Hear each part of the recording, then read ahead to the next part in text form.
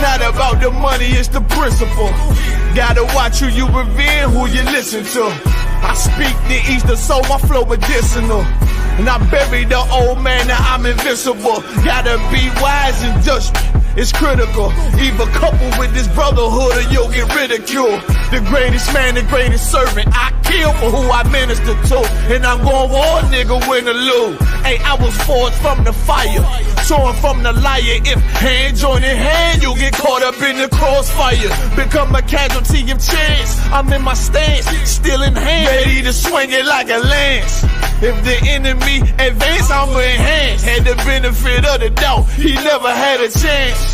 Hey, this the shit that they beg for, that burned down the wicked Judge Dredd flow. Bitch, I am the law. Dog faced it, prepared for war. I'm gon' war till the day I'm done. Number one till the day I'm done. I'ma grind till the day is done. I'ma war till the day I'm done. They can't stop me. Nothing new up under the sun. I'm gon' war till the day I'm done. Number one till the day I'm done. I'ma grind till the day is done. I'ma war till the day I'm done. They can't stop me. Nothing new up under the sun. I see what they say. Never envy a carnal man. Claim they real, they actions don't match what they saying. I got the upper hand, what you don't understand, youngin'. I'd rather bleed than concede, now that's saying something. These niggas cunning, they want my power, they never take it from me. Hey, for that money, I heard you assisting. They can't go out like that, they'll have to 86 me.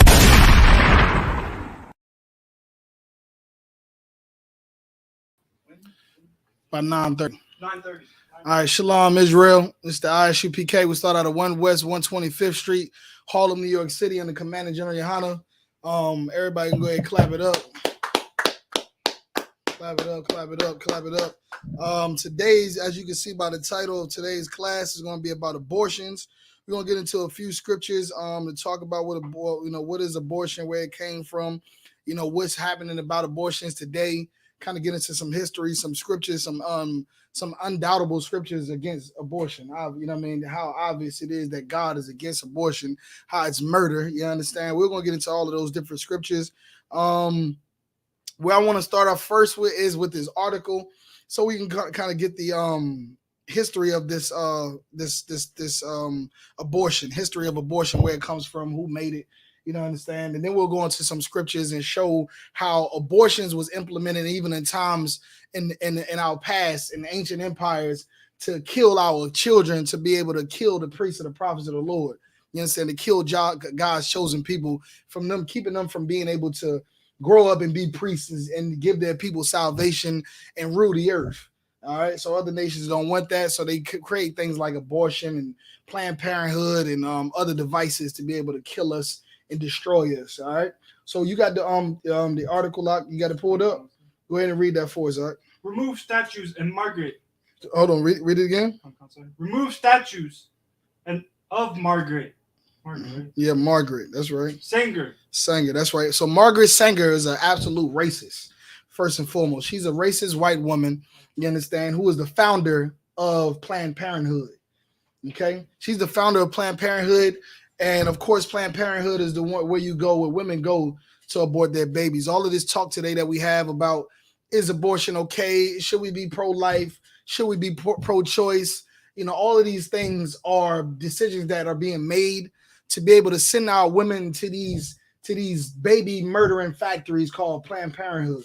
Okay, so they're saying to take down the statues of Margaret Sanger. Why do they want to take down? Why do you think they want to take down the statues of Margaret Sanger? Why do you think so? Knowing what I just told you just now. Go ahead. Because she was a racist. Yeah, because she's a racist. That's right. Not only is she a racist, she was an outright racist. She, all of her, everything that we're going to get into right now is words that she said out of her own mouth about how she feels about black people and her whole mission for Planned Parenthood. Go ahead and read. Planned Parenthood, founder tied to eugenics and racism. Mm-hmm.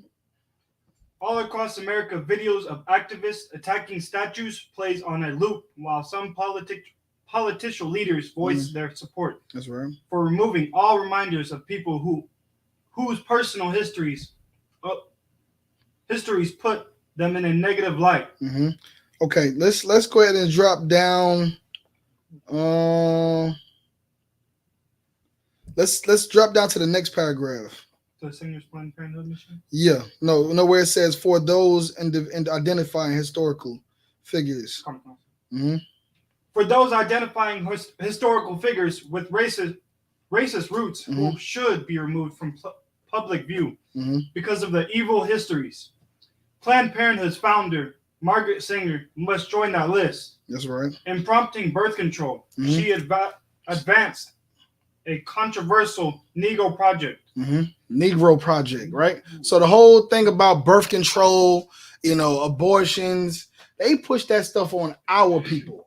That was a Negro project, is what it was. It was a Negro project that Margaret Sanger set up.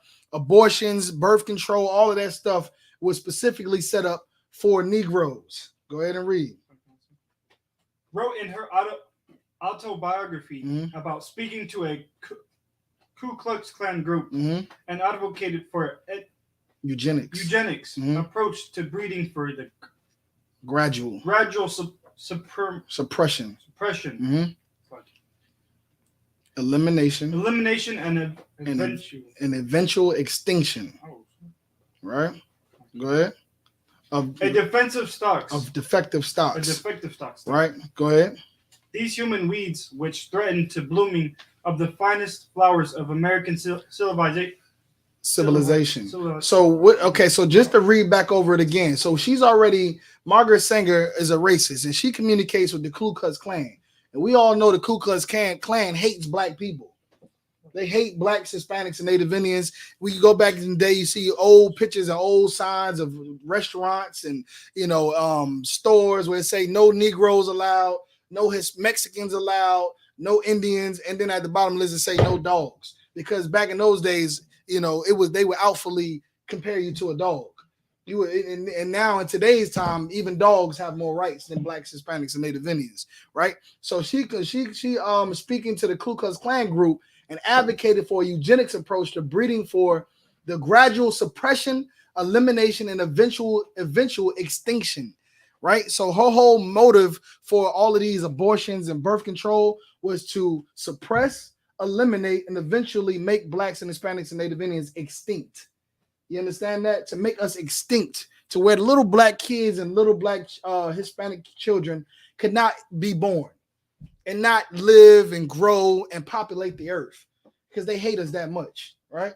They hate us that much, right? And it's not a mystery, right? We seen videos even in our own school systems of us being lynched and hung from trees, and our houses set on fire and bricks thrown through our windows, and so many other gruesome things that the white society has done to our people, right? So now she is saying here that she talked to them about making us extinct, right? Okay, and then what does it says?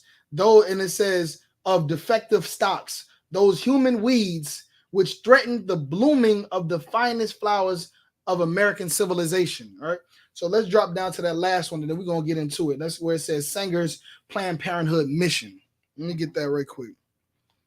And we're going to get into these scriptures and show how undoubtedly, however you want to say it, the Lord is against abortions, right? Black women, black men have babies, Hispanic and Native Indian men and women have babies. That's the Lord's will. The Lord, in a time when the creation, he created the heavens and the earth. He created the animals. He created the mankind, the water. He created the trees. And after it was all done, he said it was good. And he said to be fruitful and multiply, meaning to have babies and populate the earth. That's what his plan to be. So things like abortions, birth control, even homosexuality are all against are all against God's plans. Go ahead and read what you got. In the 1939 letter to Dr. C.J. Gamble, Sanger urged him to get over his reluctance to hire a full-time Negro physician, as the colored Negroes can get closer to their own members and more or less. What did she say? It said that Sanger urged him to get over his reluctance to hire a full-time Negro physician, right? Because back then in those times they had hospitals just like they do today, and legal offices and so on and so forth, and they didn't want to hire us. They didn't want to hire black physicians and Hispanic doctors and lawyers. But she was urging them to hire a full-time Negro physician as the colored Negroes. Why? Let's go ahead and read why. Go ahead. Start off with it says can. Where it says Negro, colored Negroes. Can get closer to their own members, and more or less they lay their cards on the table, which means their ignorance. That one. Go ahead. Superstitions and doubt. Right. So that was her plan. Her plan was to get a Negro physician into the medical center. Why? So that physician could get closer to the black members. Because we're more comfortable when it's a black man or a black woman, right? When it's a doctor or, anything you could think of, at least in that time it was, right? Because our physicians and lawyers and stuff were all bred from segregation, meaning they were only seeing the need to become doctors and lawyers because white doctors and lawyers wouldn't serve us. So we had to become doctors and lawyers ourselves in order to be able to have doctors and lawyers, right? So, but in these days and age, right, doctors and lawyers come up and they more or less cater to the white man's agenda, which is to mass incarceration, you understand, and abortion, right, like we're talking about right now, and so many other things that are harmful to black communities. So they use those people to get in closer with us to manipulate us so we can feel comfortable. But those usually are the worst ones these days. But in this time right now, Margaret Sanger is getting a Negro physician so that we can get closer, so they can get closer to their own members and more or less lay their cards on the table, which means their ignorance, superstitions, and doubts. So now they can have us be able to come in there and say, well, I don't really like this, and I don't really want to take these responsibilities, or I don't really, basically we can vent to someone who looks like us, right? And seeing someone who looks like us aborting babies, it kind of takes away, okay, look, this is the best example I can give you. When you see somebody that's a white man, normally you don't trust them, right? You just don't trust them. You just can't. And you have every right. You have every good reason not to, right? You have every good reason not to. But of course, it make it because we see them. It's like like right now, we scared to take a check from certain people. We scared to take advice from certain people. Even the cops. The cops pull us over, and if it's a white cop, we're more scared than we are feeling safe, right? But if it's a black cop, or if it's a black lawyer, or if it's a black doctor, then we kind of feel a little bit more comfortable. Kind of takes out all the suspicion and all of the fear and the ignorance and all the doubt, right? And that's what it's saying right now. Go ahead, drop down to the last one. Where it says, lobby. Yep, that's right. Like the abortion lobby today, Sanger urged Dr. Gamble to enlist the help of spiritual leaders to justify their deadly works. They did what? They enlist the help of spiritual leaders to justify their deadly work. They enlist the help of spiritual leaders. Who are spiritual leaders? No, who are spiritual leaders? What you about to say?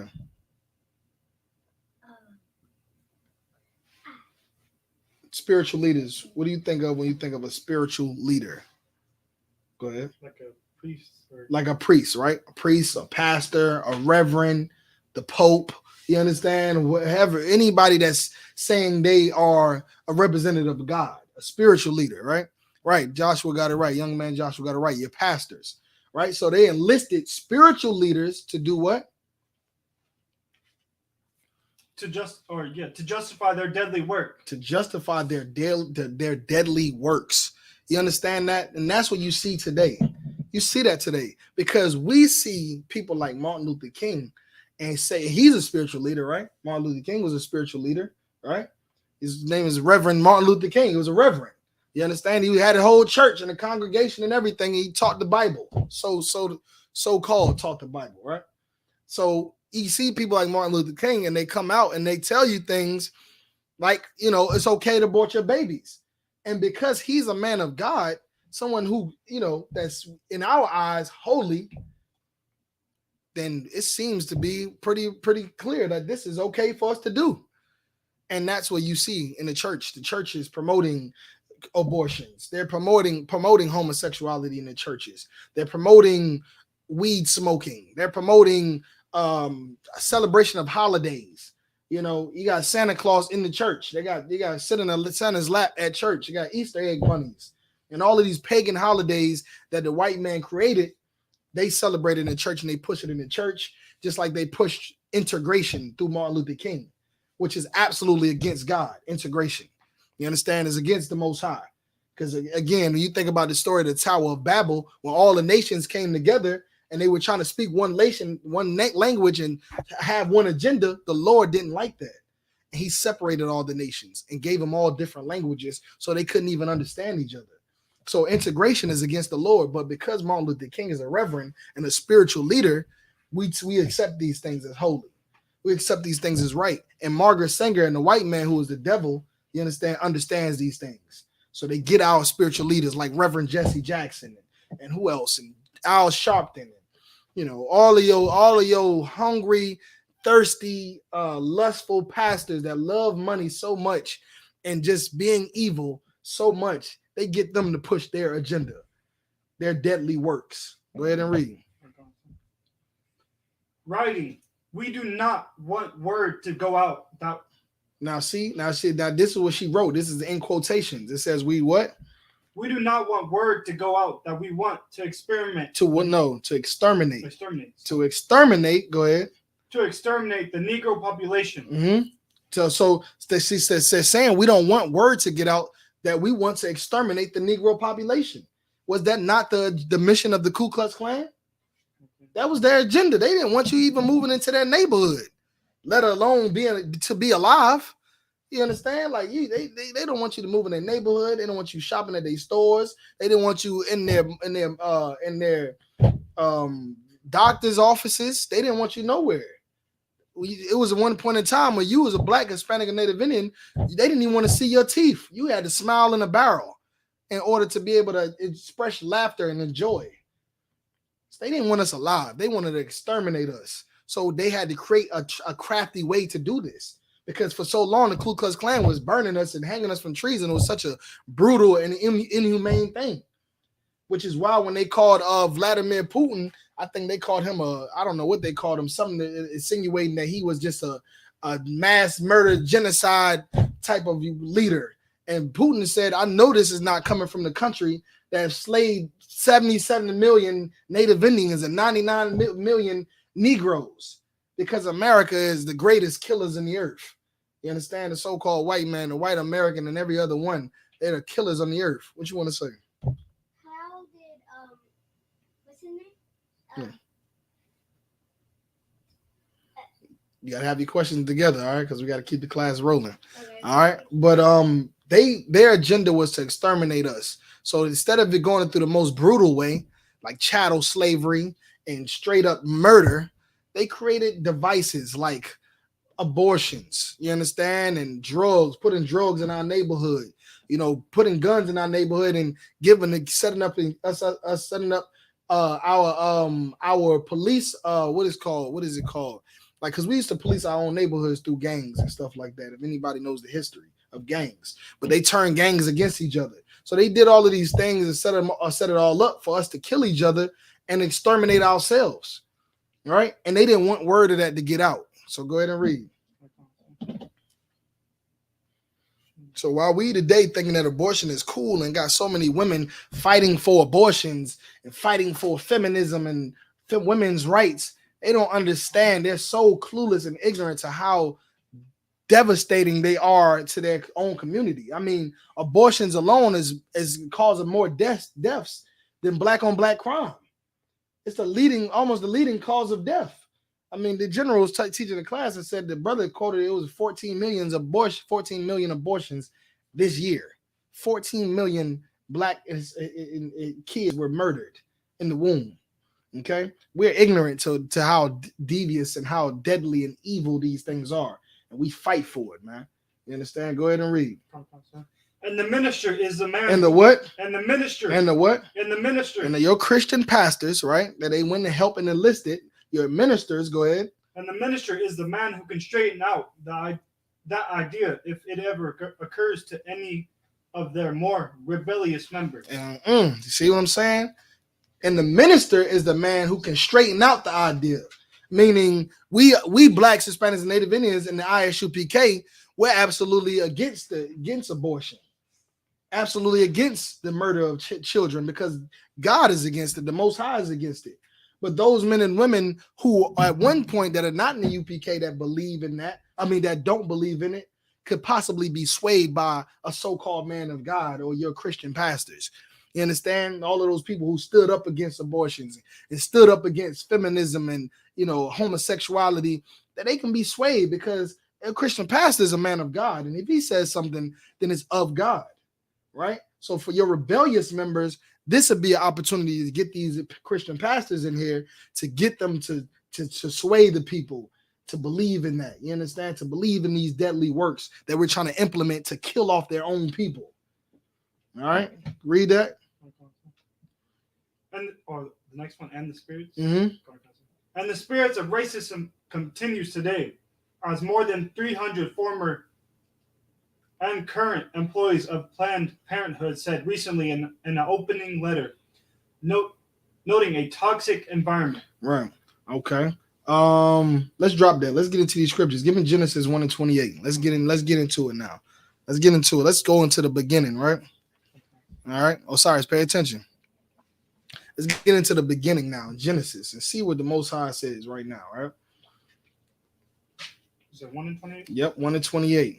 Okay. And that's why we got to get out of these churches, man. When you think about this, what we're bringing out about Planned Parenthood and their whole mission to exterminate black people, and how just so happened that there's majority of Planned Parenthoods are in black communities, is the same reason why the Christian church is the same, has the same agenda unknowingly to us, right? Because again, these ministers are the ones that they use to make us ignorant of the white man's deadly works. So Planned Parenthood is a foundation of deadly works. The Christian church is also a foundation of the white man's deadly works. And just like Planned Parenthoods are in every black community, what do you see all the time in every black community, everywhere on every corner? Abortion clinic. No, that's Planned Parenthood. But what else do you see? What else do you see? What other slaughterhouse other than the Planned Parenthood do you see in black communities? I just gave it to you. I just said it just now. No. Who are the ones that they're using to promote Planned Parenthood? Churches, or like the priests. The priests, right, or the so-called pastors, right? And where do pastors teach at? On the corners of the streets. No, they don't. Or in churches. They teach in churches. Yeah, that's the answer. The churches. Churches are a slaughterhouse, just like Planned Parenthood is a slaughterhouse. And just as much as Margaret Sanger and the Ku Klux Klan use pastors to make us ignorant to their deadly works, they do it in the churches. That's where they do it at. They do it in the Christian church. And that's why there's Planned Parenthoods in the ghettos and churches in the ghettos everywhere on every corner. It's a slaughterhouse. They're preparing us for slaughter. But this is what the Bible says. Go ahead and read. Genesis chapter 1, verse 28. Go ahead. And God blessed them. And God said unto them, Be fruitful. Be what? Be fruitful. What does it mean to be fruitful? Can you be fruitful and be a homosexual? No, you can't be fruitful because two men can't have a baby. Understand? It's sad to say, contrary to popular belief, but if you ask someone in this society today, if two men can have a baby or two women can have a baby, they're most likely going to say yeah. And you know what they're going to be their line of reasoning? Oh, you can go. All they got to do is go to the sperm bank and they can just get this artificial insemination. And stop it, please. There's no sperm banks in Egypt in Genesis in the earth when the Lord created mankind. There wasn't no sperm banks. The only way for a woman to get pregnant was by a man. That's it. Only way for a man to have a child is through a woman. That's the way God intended to be. That's how you become fruitful. Go ahead. The Lord said, read it from the top. And God blessed them. And God said unto them, Be fruitful and multiply, right? And replenish the earth. And replenish the earth, man. That's how you replenish the earth. That's how you keep the wheel going. You create new babies to be your future doctors, your future lawyers, your future musicians, and your future dentists, your future entertainers, or whatever you want to see it, right? You have to make more babies. You have to create those babies. And the Lord said he blessed us and told us to be fruitful and multiply and to fill the face of the earth, man. You can't do that when you're killing your babies, man. You can't do that. And for Black, Hispanic, and Native Indian women, the only reason we fight for these things like abortion is following after white society. Why? Because people like Margaret Sanger was whores in their times. They were whores. And they wanted to go to all the frat parties and all of the college parties and live their best life and have sex with the whole football team and everybody else and be whores. And as soon as they get pregnant, they're ready to go kill their baby so they can continue back to having fun again. Meanwhile, when you think about the black woman's problem or Hispanic Native Indian woman's problem, they're not aborting their babies because they just want to live their best life. Most of the time, from the beginning, blacks, Hispanics, and Native Indian women were aborting their babies because they lack resources, because they lived in a jungle. And who wants to birth a baby into a jungle? Who wants to birth a child into a place where there's violence and gunshots and gang violence and drug syringes on the ground and you got rats and roaches? Who wants to bring a baby into that type of world? And our women aborted their babies for those reasons. Because their environments and because of the lack of resources that they had. They're already on Section 8. They're already on getting food stamps and government assistance. They didn't want to go and have a baby and bring them into the same conditions that their mother had to raise them in. And all of the hell that they had to go through being raised by a single mother. Or a family that, like Good Times, that lived in the ghetto and was trying to make times good, make bad times into good times. Or cherishing the good times because it was more bad times than good times, right? So again, man, it's two different worlds. Their world and our world is totally different. Okay, the reason they started the feminist movement is different. Why we started feminist movement, why we joined the feminist movement, and the reason they abort their babies is a different reason why our sisters go and try to fight for abortion. But in the end of the day, if blacks, Hispanics, and Native Indians were in their right mind, cleaned of those absent of those unclean spirits, those demons, then we will be fruitful and multiply. And everything that we need, as far as food and clothes and shelter and everything else, we'll know that the Lord will provide those things for us. You understand? That's why I said, seek ye first the kingdom of heaven, and all these things shall be given unto you. Because a life is more precious than anything. You understand? It's more precious than anything. Any amount of money, any amount of food or clothes or anything you could think of. Right? Like it talks about in Luke, I think it's maybe the 15th chapter or something like that. But that's what's more important, man. So if sisters knew these laws and knew these commandments and these statutes, then they would be better women to be able to make better sexual decisions, right? Like a woman having to go, a man having to go to a woman's father, a woman's father, in courtship, and the role of a woman and the role of a man and a husband and a wife, and all of these things promote healthy relationships. Where women and men can have children and bring these children into the world and they can be taken care of, because not only is the nuclear black family whole, but the entire community is whole. Like how it used to be back in the days where the neighborhood raised the children. You might not remember that. You're a little too young, you know what I mean? But once upon a time, we can go from one house to another house in our community, and the doors was wide open for us to go in there to, a homeboy's house, his mom in there cooking. We can go to that neighbor house over there, and she looking after his child like we looking after her child. You know what I mean? And that's what you have when you have a healthy family and a healthy nation. Okay. So be fruitful and multiply. Drop that, right? So that's already a cut there. Let me get his Exodus chapter 1, verse 15. Okay. Start me off. Let's start at verse 1 so we can probably get a pretense. But in Exodus, if anyone could remember, Pharaoh was in fear, right? Because they said that there was going to be a savior that was going to rise up from amongst the Israelites. It was going to be a child, right? And because they were in fear of that, because again, we are God's chosen people, blacks, Hispanics, and Native Indians. You understand? Blacks, Hispanics, and Native Indians are the true Hebrew Israelites. The same people that were in Egypt, or the same people that are here in America and all over the four corners of the earth today. We're God's chosen people.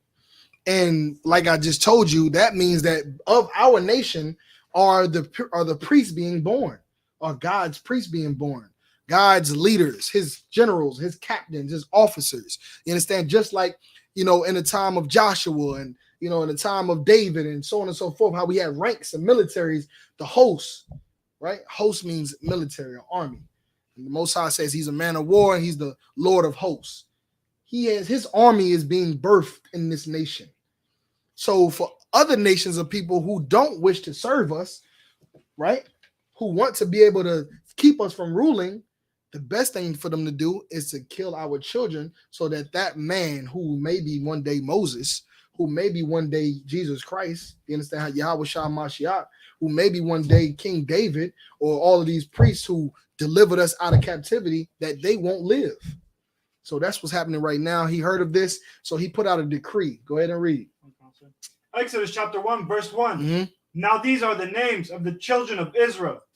Go ahead, read. Which came into Egypt. Mm-hmm. Every man and his household Mm-hmm. came with Jacob. Mm-hmm. Verse 2. Mm-hmm. Rebuke Simon.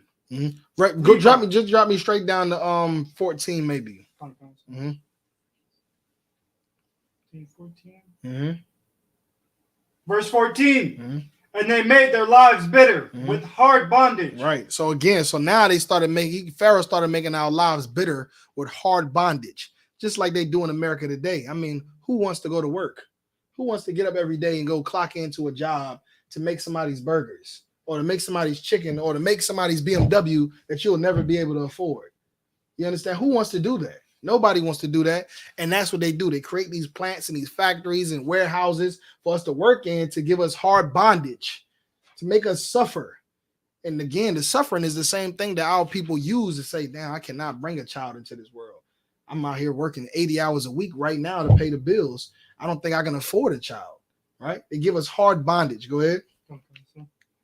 In mortar and in brick and in all manner of service in the field. Go ahead. All their service wherein they made them serve with rigor. Go ahead. Verse 15. Go ahead. And the king of Egypt spake to the Hebrew midwives. Right, to the midwives. Who are the midwives? Midwives at this time were the women who helped deliver babies. That's who they were. That's like the doctors are today. They have midwives today. Midwives sit with women who are pregnant and they help them to birth their babies when they go in labor. So the midwife is, okay? So Pharaoh came to the midwives. Go ahead. Of which the name of the one was Sapphira. Mm-hmm. And the name of the other Pa. Mm-hmm. Verse 16. Mm-hmm. And he said, when ye do the office of a midwife to the Hebrew woman. To the what? To the Hebrew woman. To the what? To the Hebrew woman. Who are the Hebrew women? Who are the Hebrew women? Why is he specifically saying the Hebrew women? Who are the Hebrew women? Go ahead. The Israelites. Right, the Israelite women who are considered today so-called what? Blacks, Native Americans, and Hispanics. That's right. So he's telling the midwives, when you specifically give birth to Black, Hispanic, and Native Indian women, not every woman, but Hebrew women, go ahead. And see them upon the stools. If it be a son. If it be a what? If it be a son. If it be a what? If it be a son. Why is that important? Why is it important if it's a son? Go ahead. Because he was worried about like the one child who would rise up against him. That's right. That's right. Because again, the Lord's authority and his dominance comes through the man on the earth. The Black man, Hispanic, and Native Indian man more specifically. That's where the Lord's dominance and his authority comes from, or comes through these men who are the Israelites, Blacks, Hispanics, and Native Indians. That's one thing. But two, the man is the one who what? Who carries the seed. You cut a man off and you cut his nation off. Right? You cut off. That's why in the Revelations, when the times they talk about when Edom will be destroyed, he's going to cut off, the Lord's going to cut off all of their men, their sons and nephews and everybody else, so that they can be extinct. Right? So they can be extinct. Because once you kill the man, you kill the seed and can't plant the seed no more. So they'll go extinct. Right? So they want to kill the man, the sons. They're telling them specifically the boys, right? Because they know, one, this is where the Lord's priests and prophets raise up from, right? And they are men. You understand? Women are not pastors in the Bible. The Lord said, the flock of my pasture are men, right? Again, his authority, his dominance, his leadership is through the man, right? So again, he's saying kill the man for that reason, so they don't raise up and save these people that we're completely getting stinking rich off of.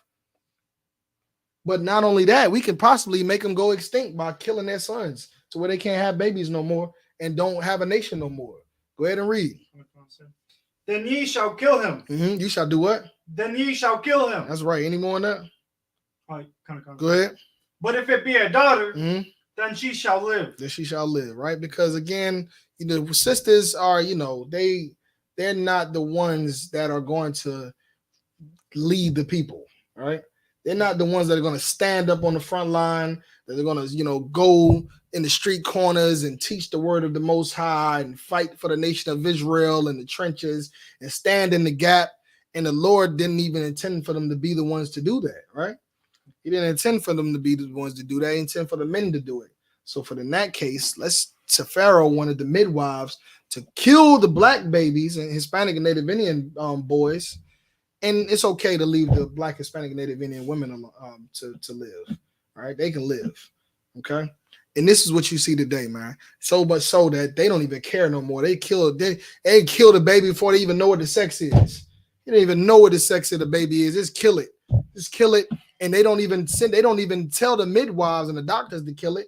They've gotten now pastors who are have such seducing words and on their enchantments. They've gotten them to come and sway us so much so that we do the killing ourselves. The black woman is the one who goes down to the Planned Parenthood and gives authority to kill their children, right? The black woman is the one to do it, and they don't have to be able to, they don't have to tell a midwife to do a damn thing. They don't have to tell a doctor to do a damn thing. They'll just tell the black woman that if you do this, then you'll be a god. You're a goddess. You can do what you want to do. They tell the black woman you're a princess, and you don't need no man to tell you what to do.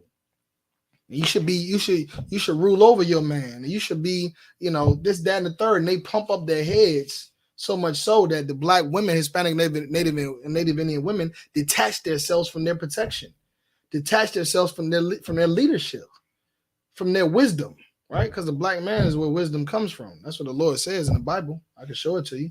It said he deprived the woman of wisdom, right? And she's supposed to be dependent on the man for wisdom. So they detach themselves from the man, which makes them vulnerable, which makes them destroy themselves. You understand? Over much liberty is why they destroy themselves, because they're too free, right? Or they destroy others. Look at all these single parent family homes right now. Who do you think single parent homes in such great number come from? A bunch of deadbeat dads? Come on, you got to be kidding me. You understand? The single parent homes come from the women who have been miseducated. You understand? Majority of single parent homes. For women who are miseducated and follow those same teachings that Eve received from the serpent in the Garden of Eden, right? To go against their leadership, their God, their Lord, their man, right? The man is the head, period. The head of man is Christ and Yahweh. That's correct, Doc. You understand? So they made them go separate to their own leadership. Any more on that? All right, let's drop that. Let's get through it. I got 1,000 scriptures. So let's get Exodus chapter 20, verse 13. So again, you think about the time of Pharaoh when he was going out and having the midwives kill the young boys so that this savior didn't rise up. You understand? So that this leader of black people, this general and this captain or this great man of authority that God is being birthing should not be born and be brought up. It's the same thing today in America, man. America is great. Russia is great. All of these other, Ukraine, all of them are great because of the enslavement of blacks, Hispanics, and Native Indians, right? And they've enslaved us and they've manipulated us and deceived us into believing into their deadly works, to go into performing their deadly works and to carrying out their evil doings, right? Like homosexuality, their culture. And now we are destroying our own selves. We are doing the dirty work for the white man, for the Arabs and the East Indians, and all they do is sit back and collect their money off of our suffering and our oppression. And they take those babies, in most cases, and their fetuses and use it for scientific work. That's what they do. They take the babies that they've snatched out of women and abortions and use the body parts to perform scientific studies. All of their work for eugenics. That's what eugenics is, to try to use organs and reproductive systems and stuff to try to create an advancement of a race or and so on and so on. And that's what they're doing, man. They're doing science work without babies. And those babies are potentially the kings of the earth. Those babies are potentially the priests of the earth. The leaders of all mankind is who we're killing in those abortion clinics, right? The Lord said we should be fruitful and multiply. Pharaoh knew how important we were, and that's why he killed those babies so that Moses wouldn't come, so that Moses wouldn't be brought up, right? That's what he was trying to kill. He was trying to make sure Moses was dead. He heard about a baby coming that was going to be raised up and save the Israelites, so he had killed all the little babies. He's trying to kill Moses. And look how great Moses did for us. Moses led us out of captivity, out of Egypt. Did he not? So who's going to lead us out of captivity in America? We're building the army right here in the UPK under Commander General Hunter. And those babies that's being aborted are our potential soldiers. They could be the one that's going to be here sitting in this seat teaching Blacks, Hispanics, and Native Indians their culture that's going to help them to stay alive, to help them to be healthy, to be prosperous, successful, and everything that they do, finance-wise, relationship-wise, and so on and so forth, man. But if we keep killing them, then how will we ever be able to build this nation? Well, the Lord is going to make a way, just like he made a way in Egypt. You can go out here and be an evil bastard all you want to, kill your babies, and be before the Lord, against the Lord, out of all the murders that you're committing, killing his children. And guess what? The Lord is still find a way. That's why Moses was delivered right into Egypt, and right into the hands of authority and raised up right in their kingdom. You understand? Right in their kingdom, and still was able to get the job done. All them babies that they killed, and because of Moses' service for all of those decades that he was out there teaching us the truth of who we are, and to come back to his law, statutes, commandments, the Lord overturned that decree that he put out for all of us to be murdered. The Lord had all of his children murdered, all of their firstborn murdered, all of their first that they're born of their cattle murdered, because that's the true service of the Lord for his children, who are the Blacks, Hispanics, and Native Indians, the Israelites. So you can do all you want to. You could be an evil, wicked man or woman all you want to, but the Lord's will be the Lord's will be done. It's going to be done. All right. You'll be a part of the destruction. You'll be the ones whose cries we'll hear all throughout the land. It'll be your cries that we hear along with the heathens. It'll be your cries that we'll hear all throughout the land when your firstborn are dead, because you're doing the work of a heathen against the Lord. All right. Let's go ahead and continue. All right, where we at? Exodus chapter 20, verse 13. Let's get it. Oh, it's 13? 20. I think it is 13. Exodus chapter 20, verse 13. Mm-hmm. Thou shalt not kill. Thou shalt what? Thou shalt not kill. Thou shalt what? Thou shalt not kill. Now listen, man. The Lord says thou shalt not kill. Right? That's what it says, doesn't it? Thou shalt, read it one more time.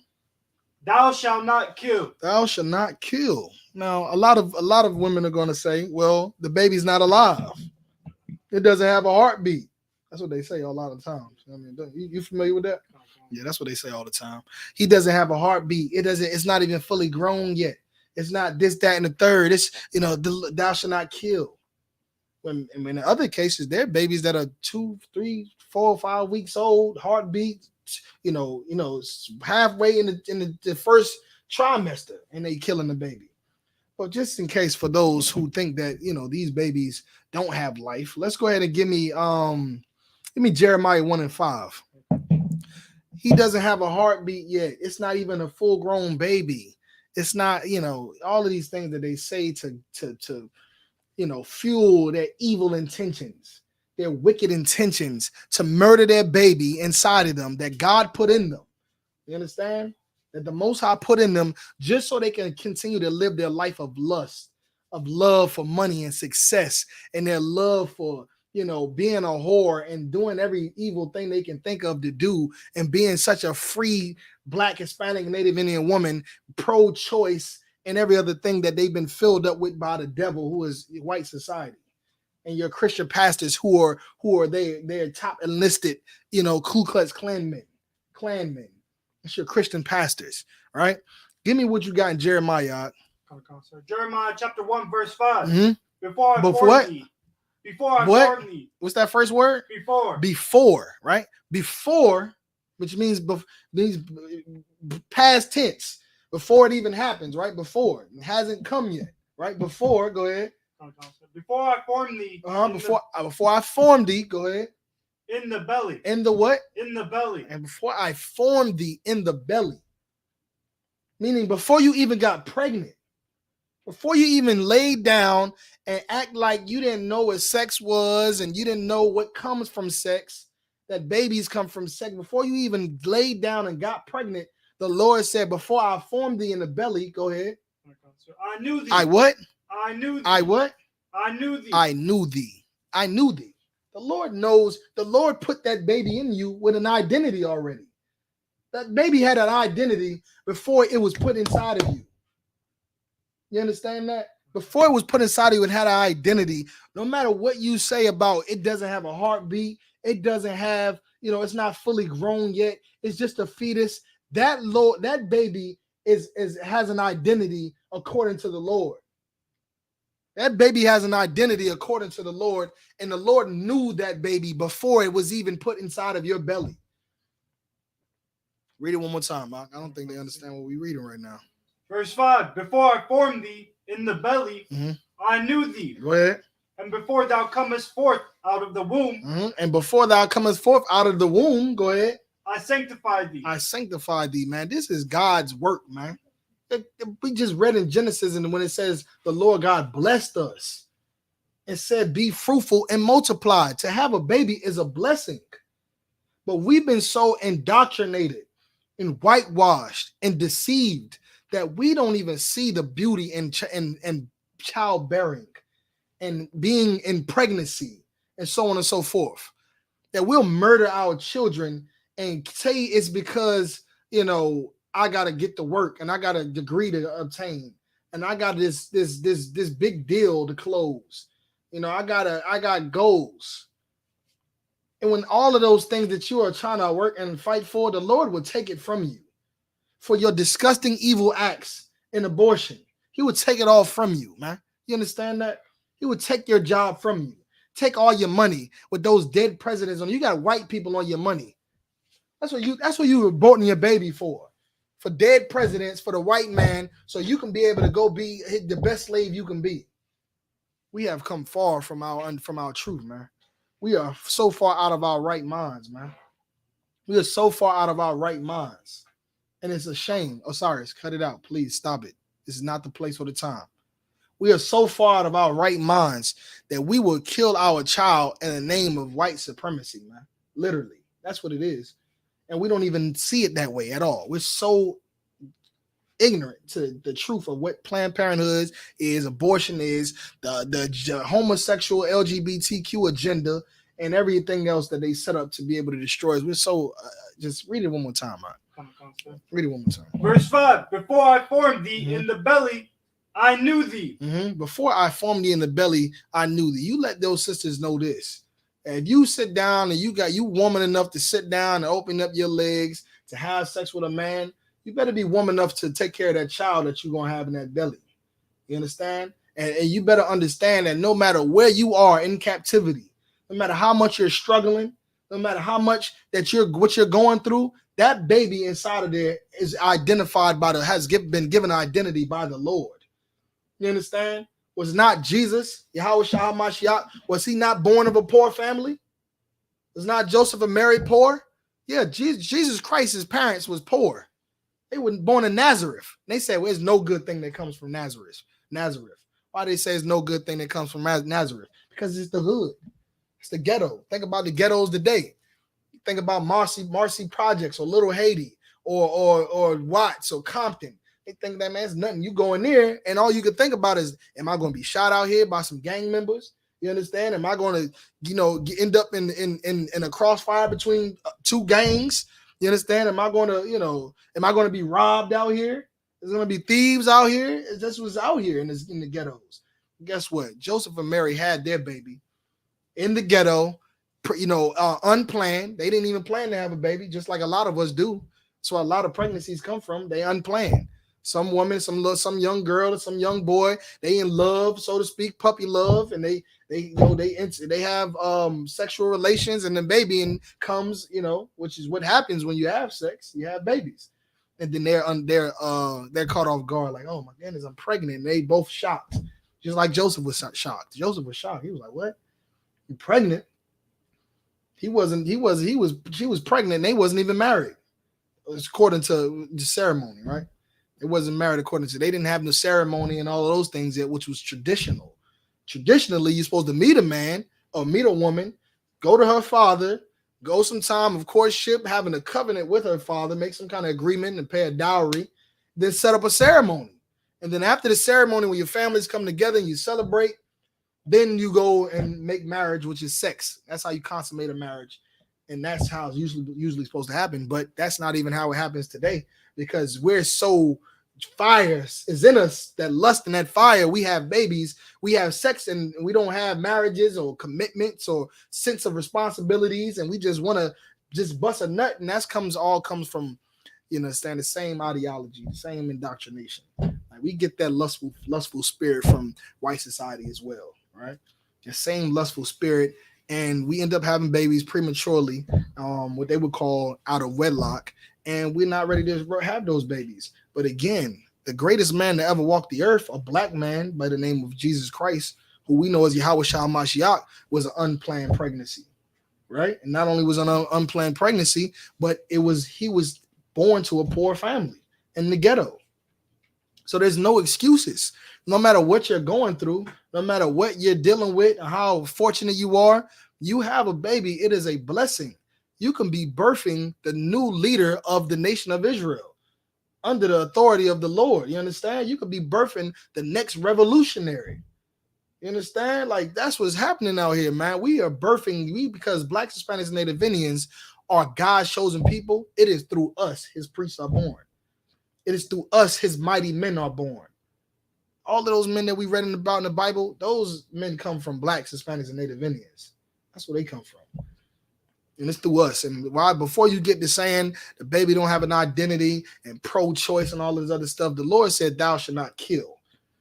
Not only said thou shalt not kill, you can come up here and talk about all the babies not breathing and all that other stuff. You don't have a heartbeat. The Lord said this. Read it one more time, right? Before I formed thee in the belly, I knew thee. And before thou comest forth out of the womb, I sanctified thee. And I ordained thee a prophet unto the nations. I ordained thee a prophet unto the nations, man. You understand what we're saying? The Lord is birthing prophets through us, man. And not just prophets, but some bad sisters too. It's like sisters like Esther, you understand, and Ruth and Yaila, right? These sisters were, absolutely revolutionary sisters. Absolutely. All through the Bible, you can read about these revolutionary sisters, and this is where they come from.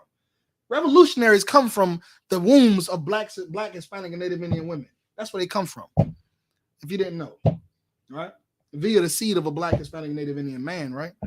Right. So, but also on top of that, I would like to add, just, came to my mind how the Black woman, being deceived by the serpent and white society and every other thing, that she's a god, right?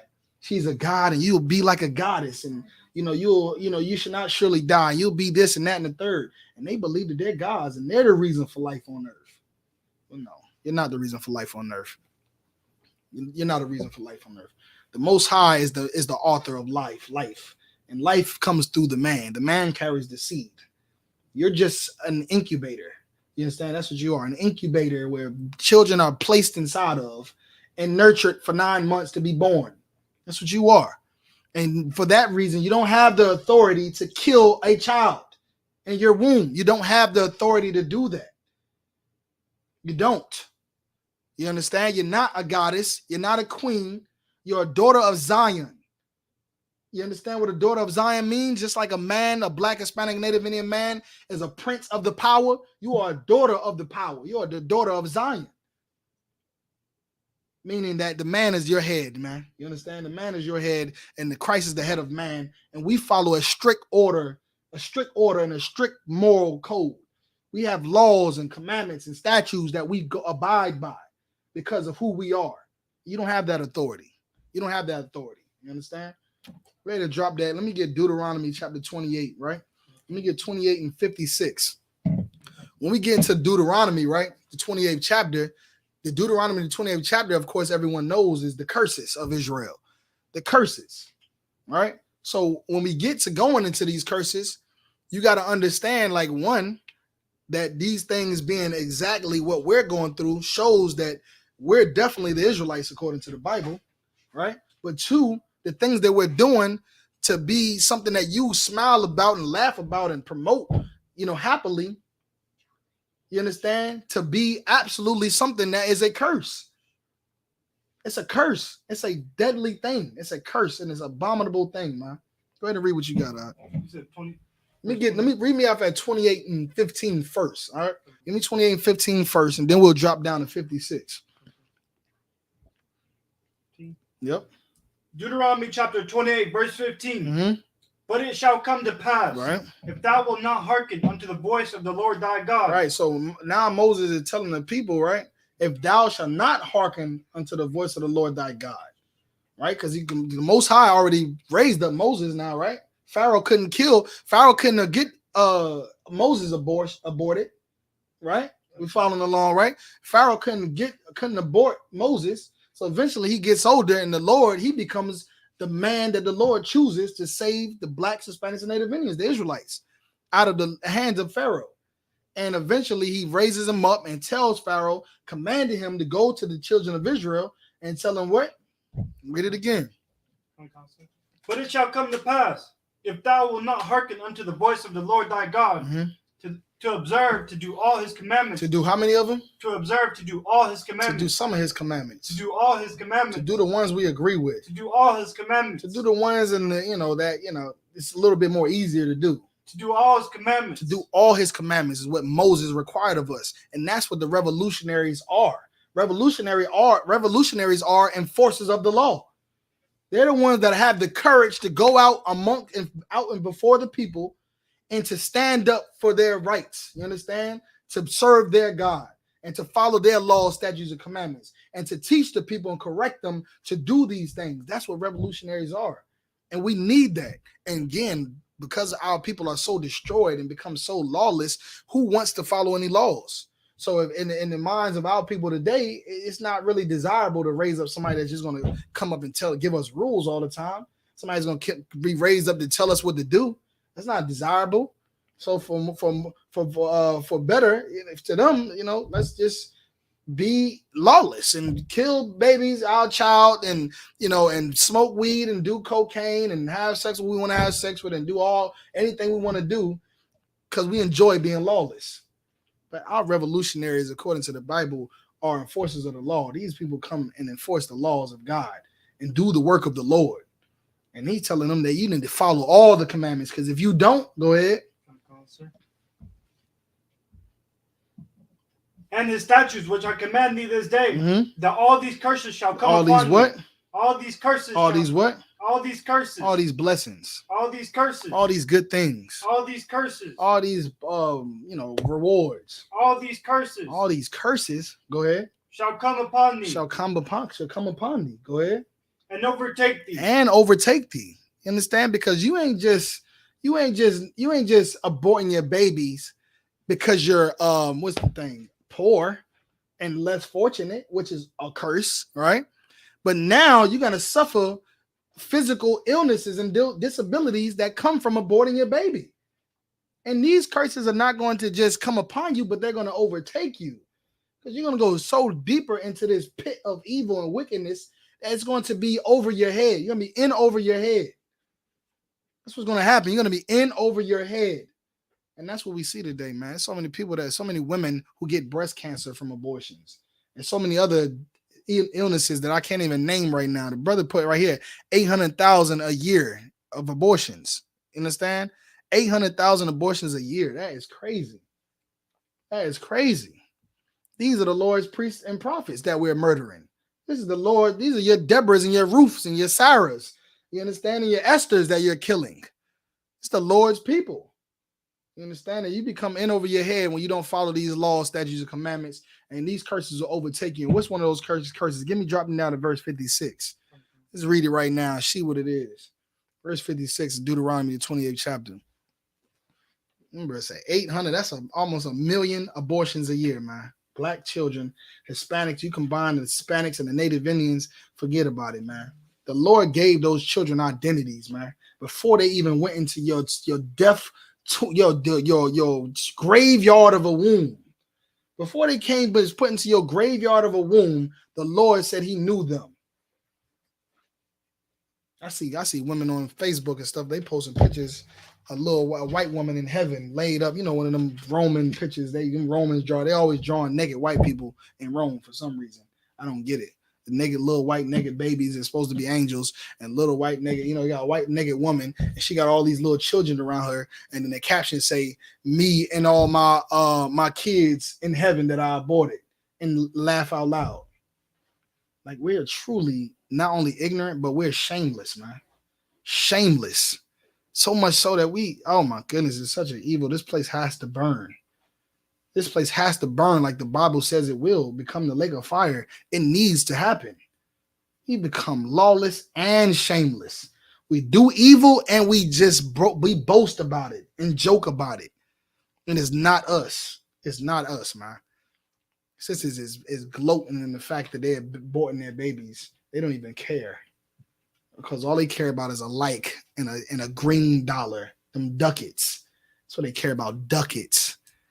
Greenbacks, dead presidents, attention whores.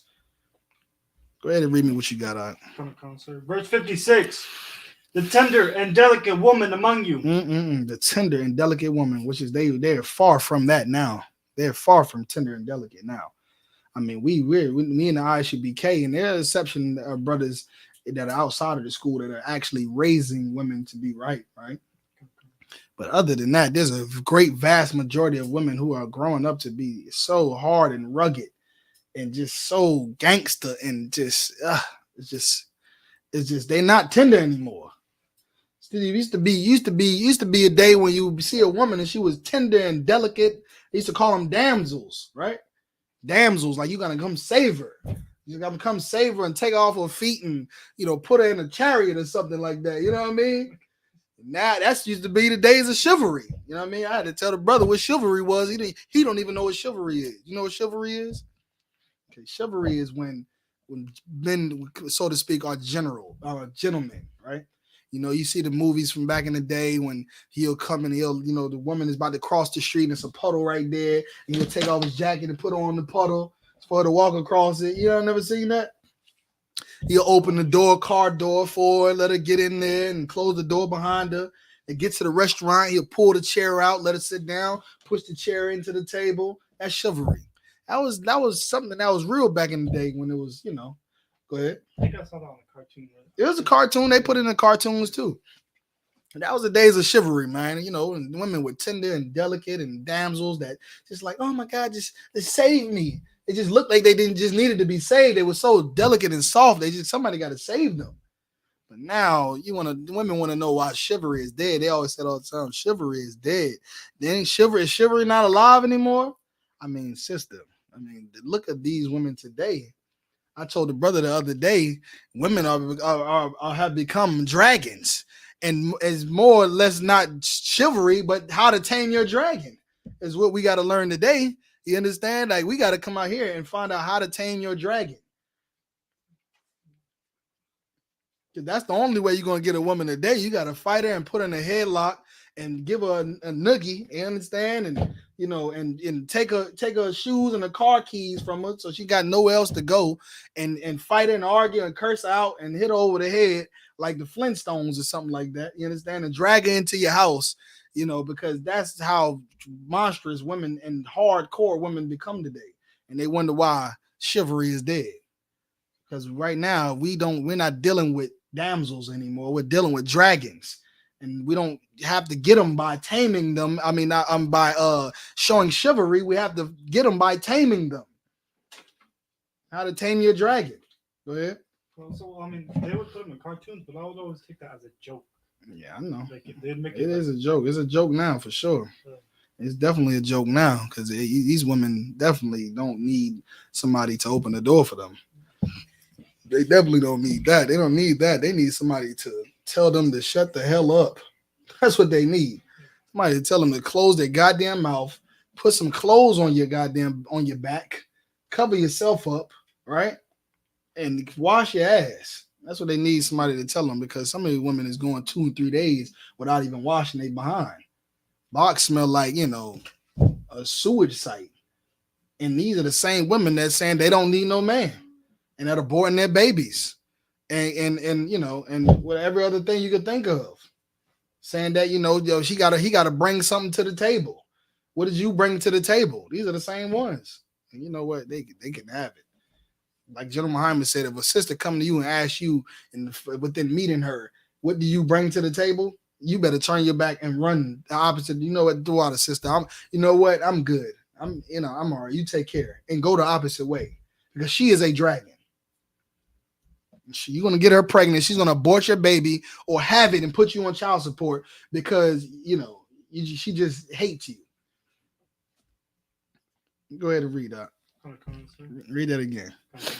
Verse 56, the tender and delicate woman among you. Remember them days, man. They were tender and delicate, man. It was such a beautiful day and time, man. With women were delicate and they wore dresses and they had the natural hair done up and, they didn't have a face full of makeup, you know what I mean? And, they wasn't looking for Dr. Miami, and Dr. this and Dr. DR and Dr.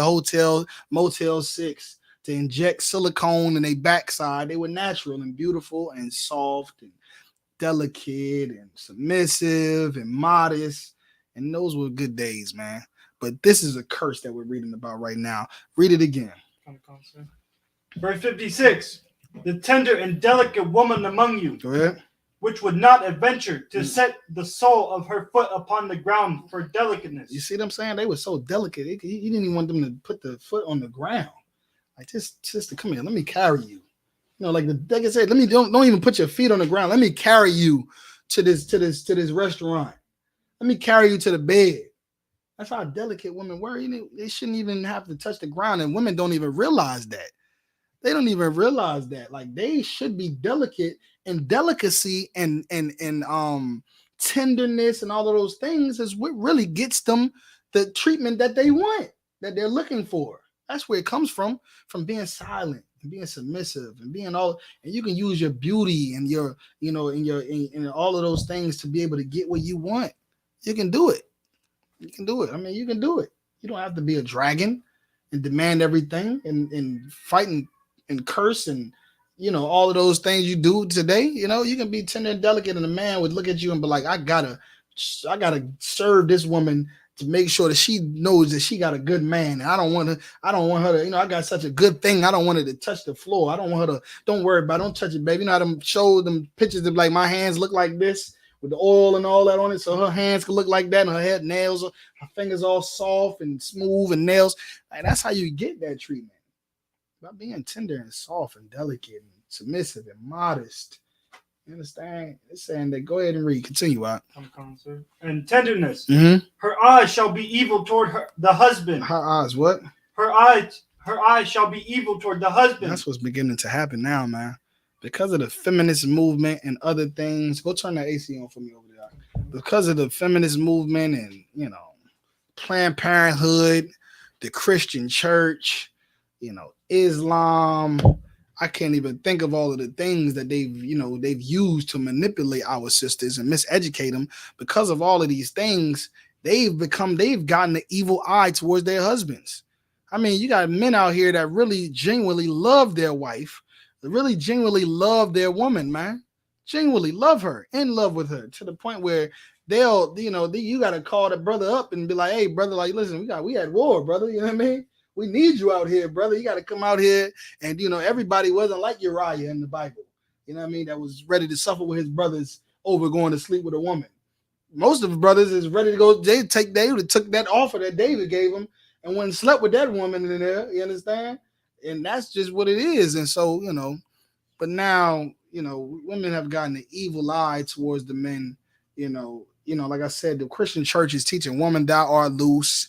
They're teaching pro-choice, where you can do what you want to do and choose what you want to do. You can choose to have a baby or not choose to have a baby. It's your body, your choice.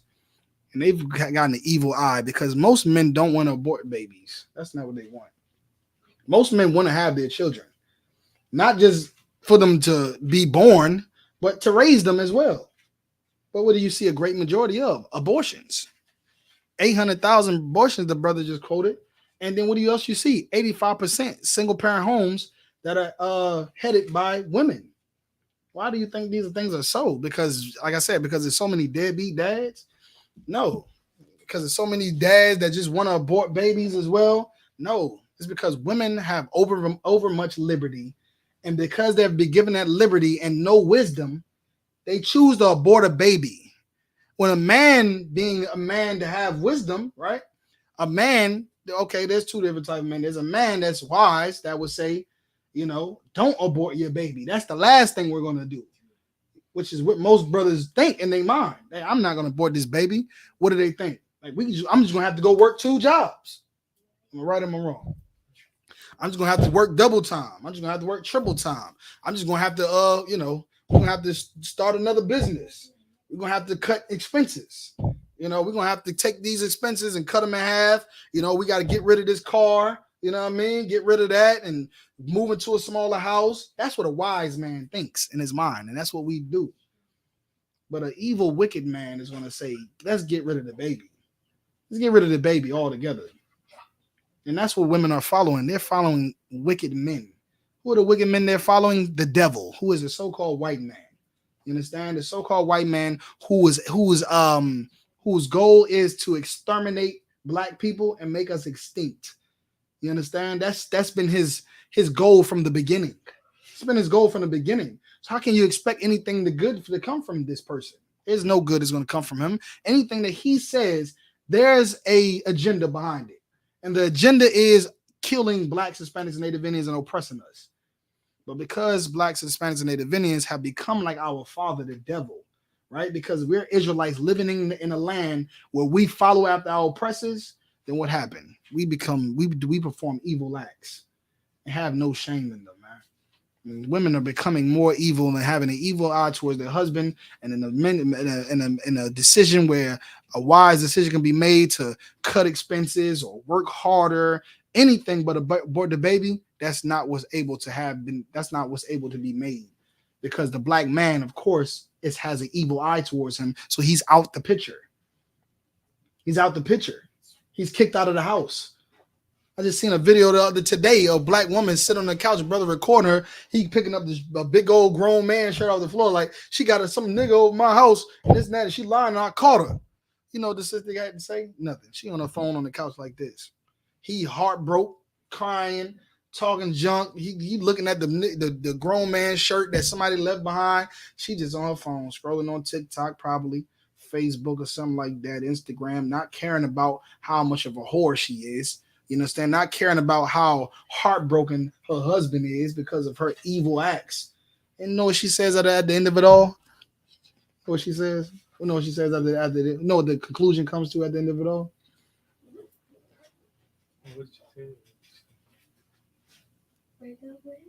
Yeah, that's it. Give him a hand. To break up with him. She kicked the brother out the house.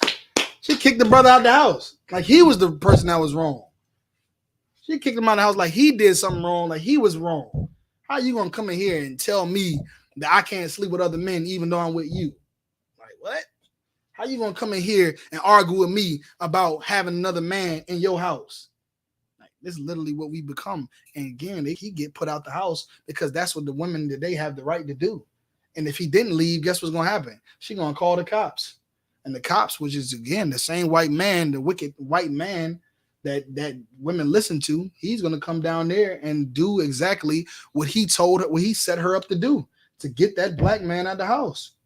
So again, man, we're not there to make a wise decision. We're being put out of the house, man. This is a systematic oppression. Sisters are getting an evil eye towards us, and this is all a curse according to the Bible. Go ahead and read. That was it. It was it. No, go to the next verse. Verse 57. Oh, no, I didn't even read. I finished this one. Yeah, go ahead and read. Her eye shall be evil toward the husband of her blossom. Mm-hmm. and toward her son, and toward her daughter. Right. The husband of her blossom, the husband of her kids, the father of her kids. And not only is her eye going to be evil towards the father of her kids, it's going to be towards who else? Her son. Her son, and toward her daughter. And towards her daughter. You understand? Let me get Job 39:16. You understand? She's gonna become hard against her own children. Like I've seen sisters and brothers know this too well. I've seen sisters that get married to a man, have baby by him. Something happens, she just get not interested in the brother no more. That's just how simple it becomes. Like she just not interested in him no more. She met somebody new. Something simple as that. Or he's starting to get too, aggressive with his orders and what things he wants to happen around the house. So she throws him away, and she has such an evil eye towards him that in most cases the kids come out looking like who? Who the kids come out looking like? Go ahead. Like girls. No. Like who? Like her. No, like the father. The kids come out looking like the father, and then what does that do to her? Now that she hates the father, what is she now going to do? She's going to hate the kids. You're going to hate the kids. Why is she going to hate the kids? Because they look exactly like him. Because they look like him. Now you know what I mean? Yeah, like the father, right? That's correct. Get it, you know what I mean? Sister Vanessa already know. You understand? They look like the father, and now she hate the children because for the sake she hate the father. Now she hate the children because they look like him. I see it all too often, man. It's we all see it. You understand? Go ahead. But also, whenever women try to raise their kids, like they try to raise like a young man, doesn't he end up looking after her and end up being like a girl pretty much, or like he ends up. That's right. Yeah, because if a young boy is raised by a woman that talks about how she don't need a nigga every day, how niggas ain't ish every day, what do you think he's gonna grow up to be? A man? Think he's gonna grow up to be a man?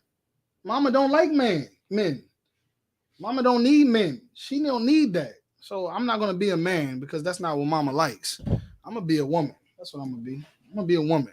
Yeah, they're gonna grow up and be homosexual. They're gonna grow up and be feminine as hell. You understand? And traumatized as well, because the mama is gonna be whipping them so bad because every time she get mad at him, she think about his daddy, and now she whipping him so bad she don't even know how to. Nobody knows how to discipline a child no more. They think that the disciplining child comes to whipping them across the face with an extension cord or some belts or something like that, which that's slavery. That's what that is. Slavery and child abuse. That's what that is. You understand? So now, again, he grows up, become a homosexual. Same thing with the daughter. She sees her mother and how she's living, and she don't need no man, and now she don't need no man. So she becomes a whore. And now she's pregnant at 16 and she's too young. Now she's going to get an abortion because we are pro-abortion because, we don't, we're just what the white man wants us to be. And it's a systematic thing that just happens. And we're trying to break that. We're breaking it by using these scriptures and showing the knowledge and the wisdom that we've lost and put away. That's caused us to, be princes and princesses we've put away. Go ahead and read what you got out. From concert. Job, verse 39, chapter 39, verse 18 or 16. No sweat. She is hardened against her young ones. She's what? She is hardened against her young ones. She is hardened against her young ones. We just said about that just now. Like she's hardened against her young ones, man. Like she's looking at them, and if it ain't because they look like the daddy, right? Or because she's not a disciplinary. So she don't know how to discipline kids. So she's just being absolutely brutal. Kids going to school with black eyes and stuff like that. But in most cases, it's because she's stressed out. You know how psychologically damaging it is to be a single parent? It is. It's depressing. It's traumatizing to be a single parent. Kids are not easy to raise. They're not easy to raise. You understand? And because they're not easy to raise, they become stressful. And now you can't even, sometimes you become so disciplining, right? That you don't, and it's so often that you don't even know how to share a good time with your kids. To take them to the park or go to the movies or share some kind words to them. to say, hey, you know, you did good in school today. You know, oh, that, you know, that's good, or that's a nice little outfit you got on, or hey, let's go to the park, or you know, they become hardened because every day is discipline and problem. I need milk. I'm hungry. I need this. Oh, he doing bad in school. She doing bad in school. She made a mess in the kitchen. You got to clean up mess all day. Every day you clean up mess. Clean one mess, now it's a new mess. Got to clean that mess up, now it's a new mess. You become so stressed and loony to the point you attack your kids. And that's what we see a lot, man. And this is very real. It's absolutely real. And if anyone out there it has a bit of realness in them, they would agree and say, you know what, he's right. What he's saying is true. I know I got kids myself. You understand? And it's absolutely hard. And if it wasn't, and if you didn't have ability to share the responsibility with someone else, then you just got a full-time responsibility that you got to do all by yourself. Not including going to work and taking care of yourself and any other passions or self goals that you got of your own. Like, it's a full-time responsibility. It'll drive you crazy. And like all of those things on top of each other is why the Lord set up these laws and the order of a household and the commandments and statutes to be able to prevent things like that from happening, man. To prevent things like that from happening for the point where women don't consider the things that they consider when they go and abort their babies, so that they can keep those babies alive and have them. And then the things that will push the father out the house to get rid of those ideologies and that mind state and suffer one another, man. That's what the Bible talks about, suffering one another, loving one another, not because it's great and it's happy and it's joy and it's always happiness. No, but because we have to make this work. It's necessary because, again, when you have a man and a woman that doesn't have those laws and commandments, they'll fight each other and hurt each other, which is not good, right? And throw each other away, and then who pays? Who pays ultimately at the end of the day? The child pays. Right, the child pays because, again, now he has to be raised without a father or raised without a mother, come up in extenuating circumstances, and all these things are a balance of what needs to happen, right? Having a mother and a father in the house. So again, these things are what we need to bring back, right? So good. Is any more on that? Go ahead. As though they were not hers. As though they what? Were not hers. Right. She beat them kids like they somebody else's kids, man. Yeah, knock the head off them kids like they strangers. You understand? Like she didn't have this baby. Like that child wasn't in her womb for 9 months. Like she didn't have that child in her womb for 9 months, and she didn't birth that child and breastfeed the baby. You know what I mean? For how much amount of time? Straight knocked the baby's head off because now he cried too much now.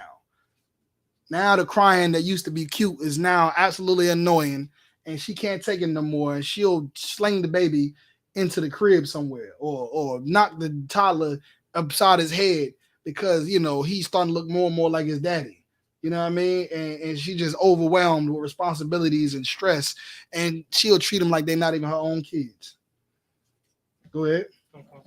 Her labor is in vain without fear. Right, her labor is in vain. Right, you done bear this baby for 9 months. You don't have no compassion for this child.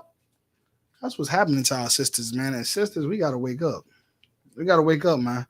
Like we gotta wake up, and you have to understand who you are to the Most High, how important you are, how revolutionary you are, how nuclear you are. Right?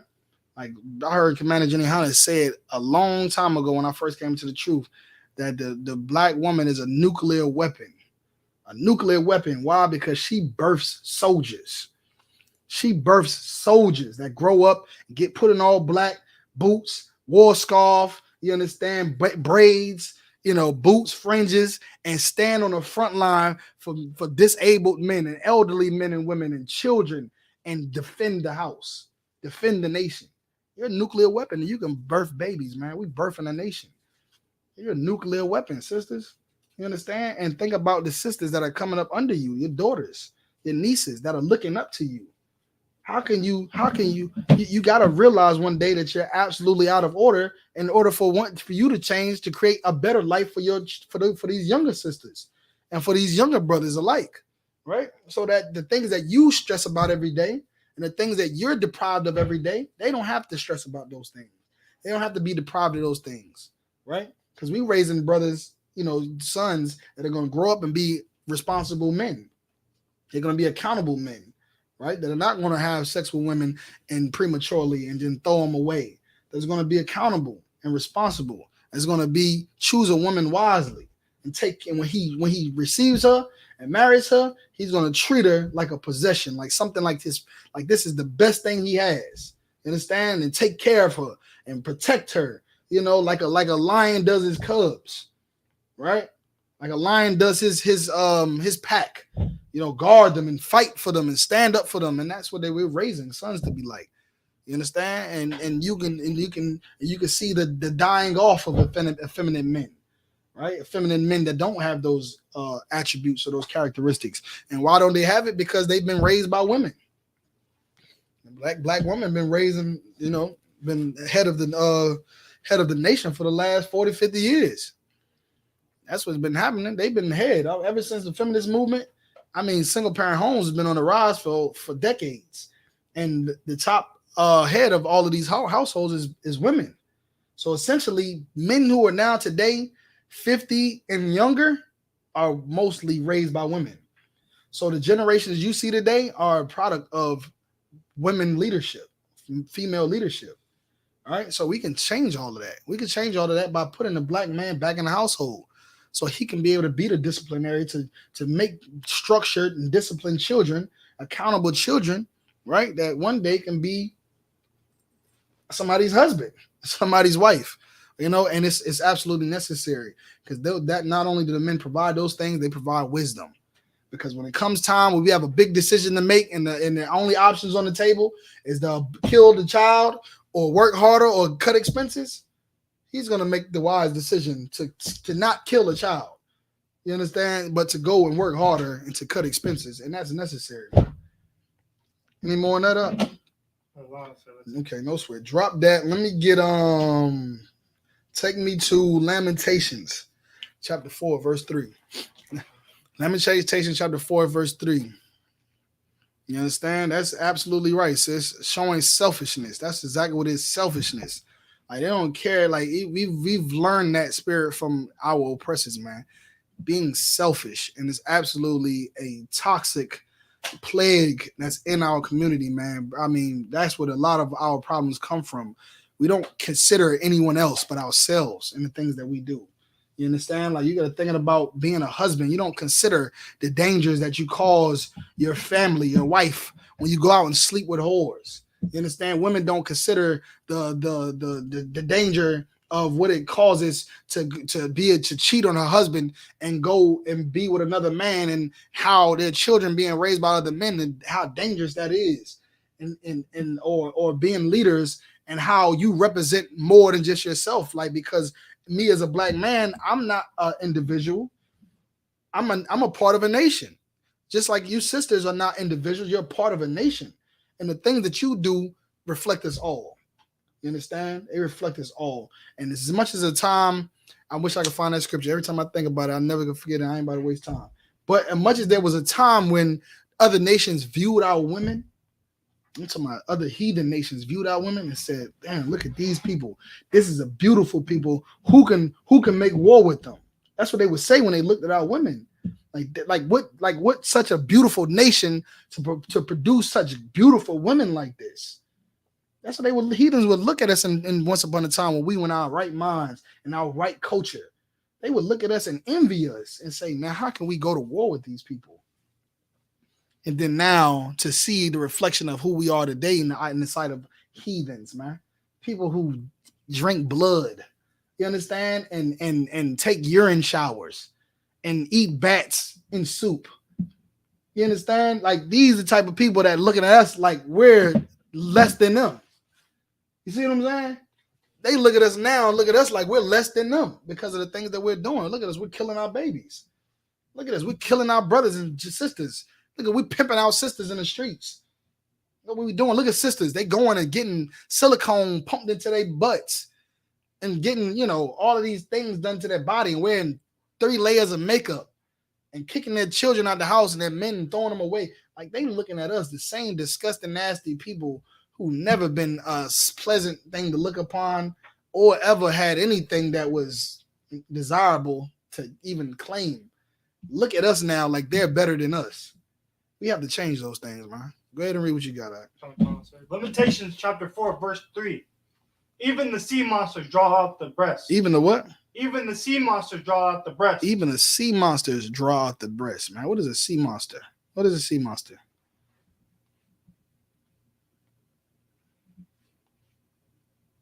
Like a fish or like a... Okay. Well, animals in the sea. Mm-hmm. Okay. Go ahead. Say it one more time. Salagi. What is a sea monster? The animals in the sea. Right. Like it's a monster nonetheless, right? It's a sea monster. It's a creature. You understand? It's a creature nonetheless. A sea creature, a monster. I mean, you know, you can kind of get the point, right? Of what we about to go with this. What does it say again? Even the sea monster draw out the breast. Even the sea monster draw off the breast, right? Go ahead. They give suck to their young ones. To give suck to their young ones. Like, even the sea monsters are nurturing. Even they're nurturing, right? They're nurturing and caring and feeding their children and giving them the breast milk that they need to grow and be strong.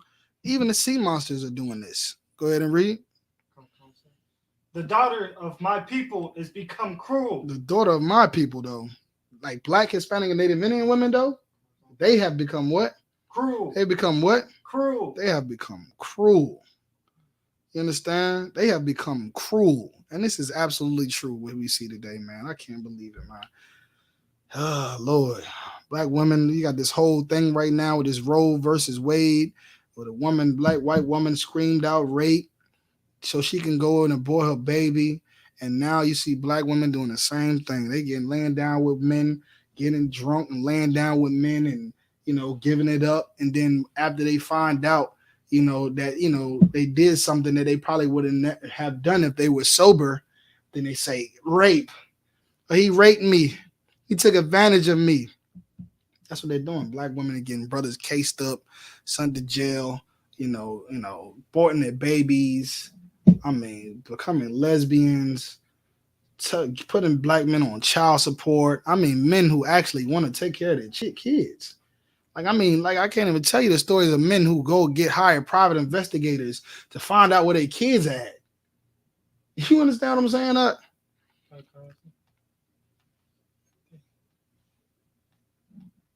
You want me to read the next one? Go ahead and read it. No, read it from the top. Verse 3. Even the sea monsters draw out their breast. Mm-hmm. They give suck to their young ones. Mm-hmm. The daughters of my people is become cruel. The daughters of my people have become cruel, man. Go ahead and read.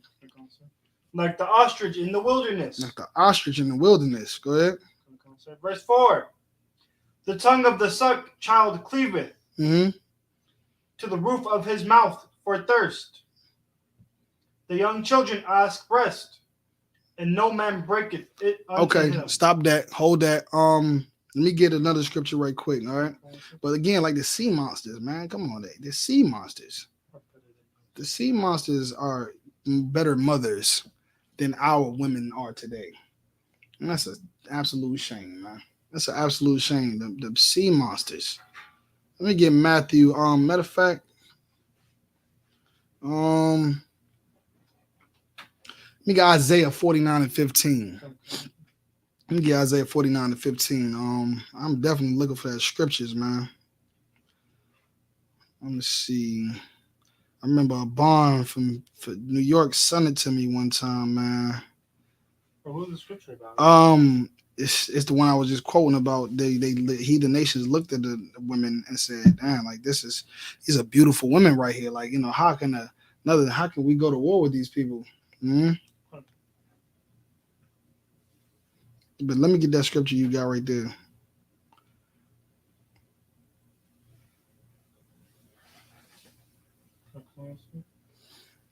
Let's see this scripture right here.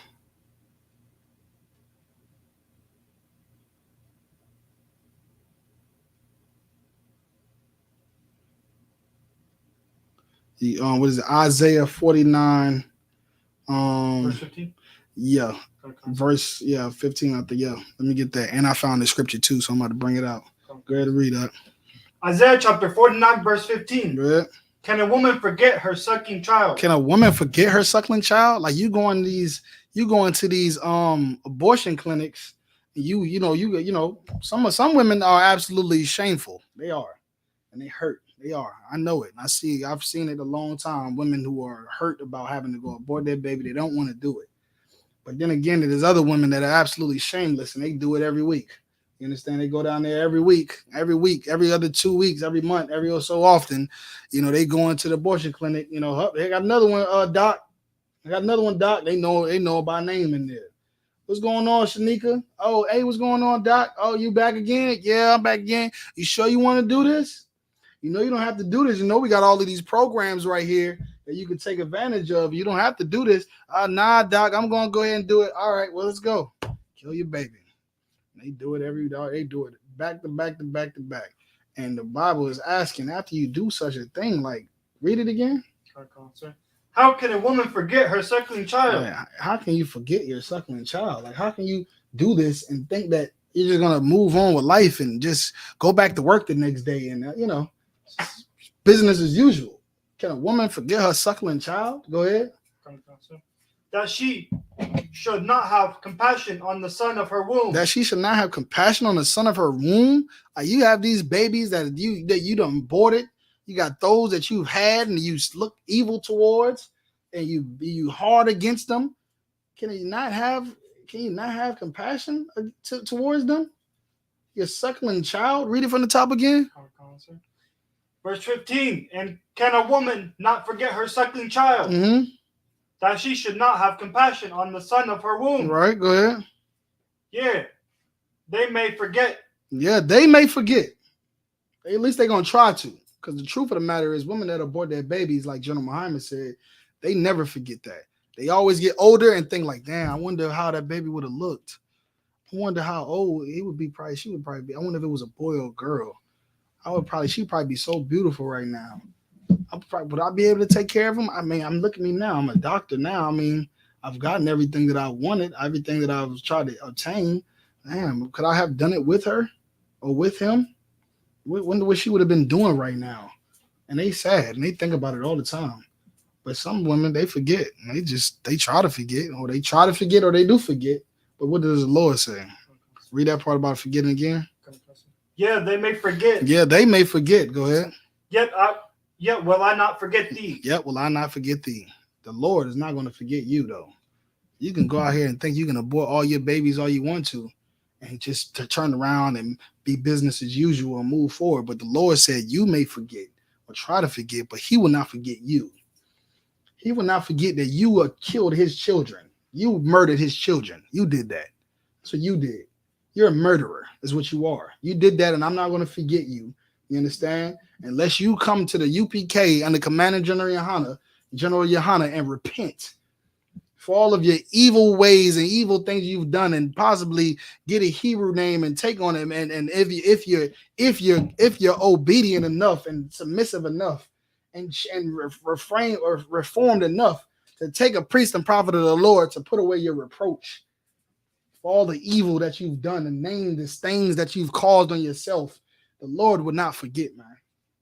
The Lord would not forget those things. He said he's not going to forget. Read it again from the top. Verse 15. Can a woman forget her suckling child? Mm-hmm. That she should not have compassion on the son of her womb? Mm-hmm. Yeah, they may forget. Yet will I not forget thee? Yet will I not forget thee, man. Let's take it to a more positive note, man. Let me get Matthew chapter 23, verse 30. Let me get Matthew chapter 23, verse 30. Let's take it to a more positive note so we can understand what's going on right now, right? So he's saying that you abort your babies, and though you may forget, I will not forget you. Because again, these people, what is it? Matthew chapter 23, verse 30, I said, I will not forget you, right? Because again, these children that are in your womb, these children that you are birthing or aborting, those are children that I have identified. They have an identity. I've given them an identity. This child has an identity. He is someone special to me. She is someone special to me, to the Most High. right? You do not have the right. I put that life in you. I gave you that life to birth. You don't have the authority or the right to kill that child. You don't have it. I don't give a damn what a white man says. I don't give a hell what Margaret Sanger says. I don't care what Joe Biden says or Trump or whoever else. Anybody. Nobody. I don't care what they say. You don't have the authority to do that. They didn't create those babies. They didn't create that life. I did, and I'm the one that only has the authority to give life and to take life. You don't have that authority. And for that, I'm going to remember you. Go ahead and read on a positive note. Read what you got. These babies have identities, and I'm going to show you how much of an identity these children have. Go ahead and read. Matthew chapter 23, verse 30. Go ahead. And say, if we have been in the days of our fathers, we should not have been partakers with them in the blood of the prophets. In the what? In the blood of the prophets. That's what you're doing. You're partaking in the blood of the prophets. That's what you're doing. You're partaking in the blood of the prophets. You're killing the prophets of the Lord. What you want to say? When you get old, how is your kid gonna help you when you get into an accident or something? Hey, well, listen, man. Get up, brother, a hand, man. Give him a hand. What he's saying is so heavy. That's absolutely true. Yeah, when you get old, who the hell is gonna take care of your dumb ass? Because you done killed all your babies, all of them. You done killed them. Now you old and miserable. Who's going to take care of you? Because the Bible says what? The Bible says what about the children? Honor your father and mother. How do you honor your father and mother? By taking care of them in their old age. Who's going to take care of you in your old age? This brother, how old are you? 8. 8 years old, man. 8 years old and understands why abortion is dumb and stupid. You understand? 8 years old. And he's asking the question, who's going to take care of you when you get older? You out here aborting your babies thinking you're going to get 40 years old, 50 years old, and then it's going to be time to settle down and have kids. And who's going to take care of you? Nobody's going to take care of you. You're going to be taken to an old folks home is where you're going to be taken to. And you're going to sit in there and there's going to be some evil nurse that don't care about wiping your butt and don't care about feeding you or wiping your smile, get your teeth clean. He ain't going to care about none of that. He's going to curse you out and sabotage stuff in your room for you to fall and hurt yourself and treat you like an animal in that doggone nursing home. That's what's going to happen. That brother right there says something heavy right there. I'm going to add that one. Go ahead and read up. Verse 31 or? No, read. Okay, so you said read it one more time. Verse 30. And say, if we have been in the days of our fathers, we would not have been partakers with them in the blood of the prophet. Right. If we were in the days of our fathers, abortion, like I said, it wouldn't be no abortions. We wouldn't be taking place in the role of killing our brothers and sisters in the womb, who are the prophets of God, who are the daughters of Zion, the princes of the power, blacks, Hispanics, Native Indians, the Israelites. We wouldn't partook in the blood of the prophets. If we were where? Read it again. And say, if we have been in the days of the fathers. If we would have been in the days of the fathers, what is the days of the fathers? The days of when we were in rulership and we were enforcing the laws of God. Where the laws of God was the laws of the land. Right? If we were in the days of our fathers, under David, you understand, those kings and Solomon and under Joshua, you understand, like these brothers that led us and taught us the laws and commandments and what's unclean and what's not clean. We would have been under those. We would not be partaking in the blood of the prophets, but because we're not in the time of our fathers, because we've lost that because of idol worship and taking on unclean spirits through our worship of other idols and gods, we now take part in the blood of the prophets, man. You understand? The children of God. Let me get 1 Corinthians 14 and 32. You now take part in the killing of God's prophets when we abort these babies, man. That's what we're doing. These are God's prophets that we're aborting in these clinics. I mean, it got plan A. What's plan A? Plan A is keep your damn legs closed. And isn't that right? That's plan A. Plan A is keep your legs closed, grow up, meet a man, make him take you after the laws of Moses, right? Make sure he's a man of God. You understand? Like that only exists in the I.S.U.P.K and the Commander General Yohana.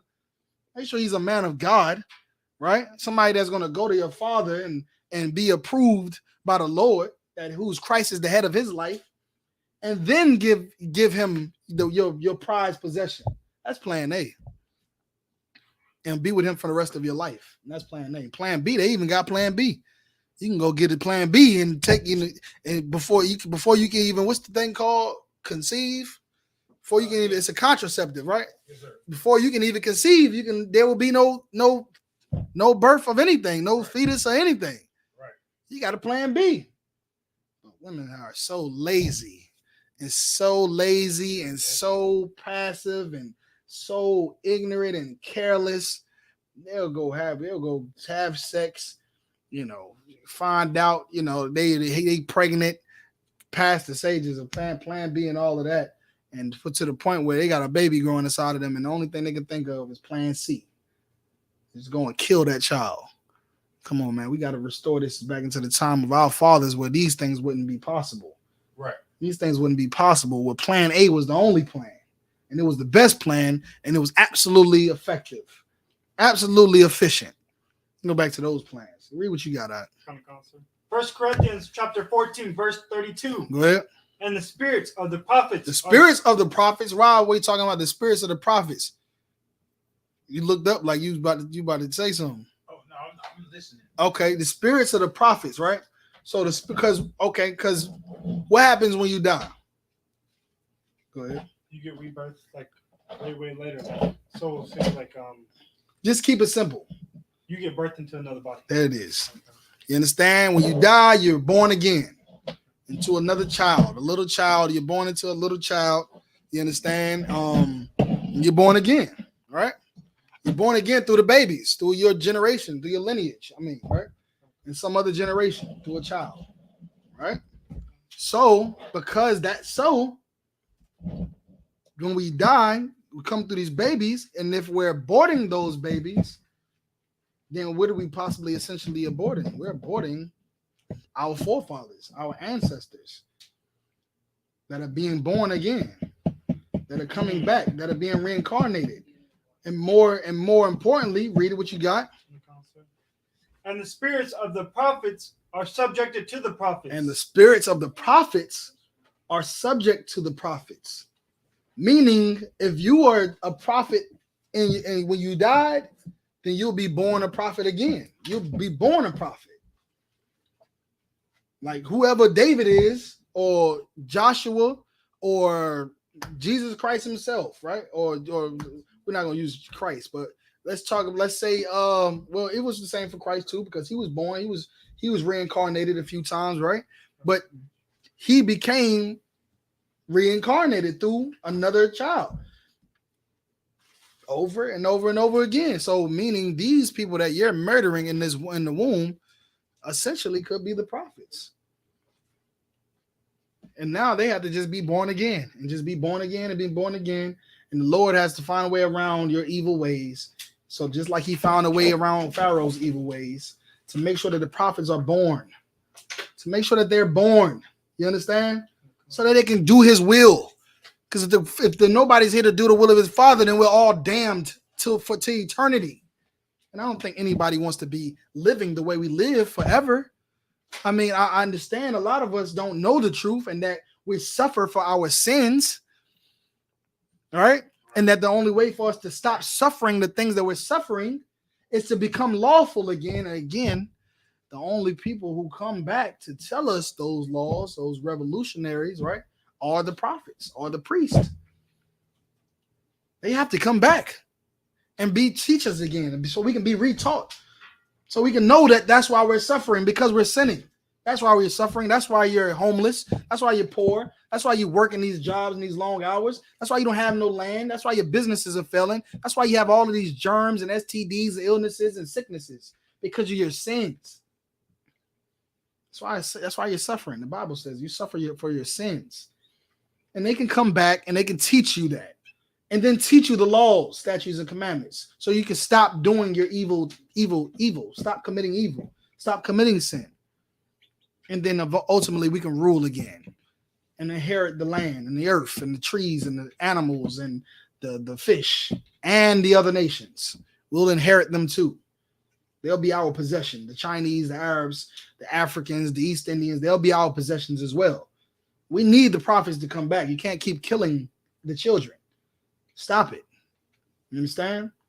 Let me get what time is it? 8:51. Let's like I said, again, this is a beautiful thing to understand who we are. We're God's chosen people, man. We need to start acting like it. We need to find out who we are and find out the things. Oh, sorry, go ahead, sit down. Find out who we are and find out the things we need to do to be back in rulership, because it's promised to us. It's promised to us. It's like somebody saying that you can win a prize. All you got to do is do this. You can, not nobody else. He can't, she can't. Only you can do this. Only if you can move that rock from here to over there, then I'll give you $1 million. But as easy as that may sound, everybody in the earth don't have that same opportunity, right? You have the opportunity. It's been promised to you that if you follow those laws, statutes, and commandments, that you will inherit the kingdom of heaven. You have all of these great things. And for that reason, abortions is unlawful to do. You understand? And not only is abortion lawful to do, you shouldn't want to abort your babies, because these are God's special people. We are God. We're birthing the children of God. All right? It's a beautiful thing. And we create more beautiful men and more beautiful women, because we all know that Black men, Hispanic and Native Indian men and women are the most beautiful people on the face of the earth.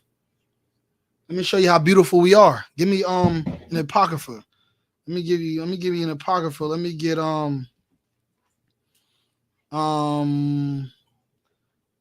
in the Apocrypha, Judith, chapter 10. Judith chapter 10. Start me off at verse.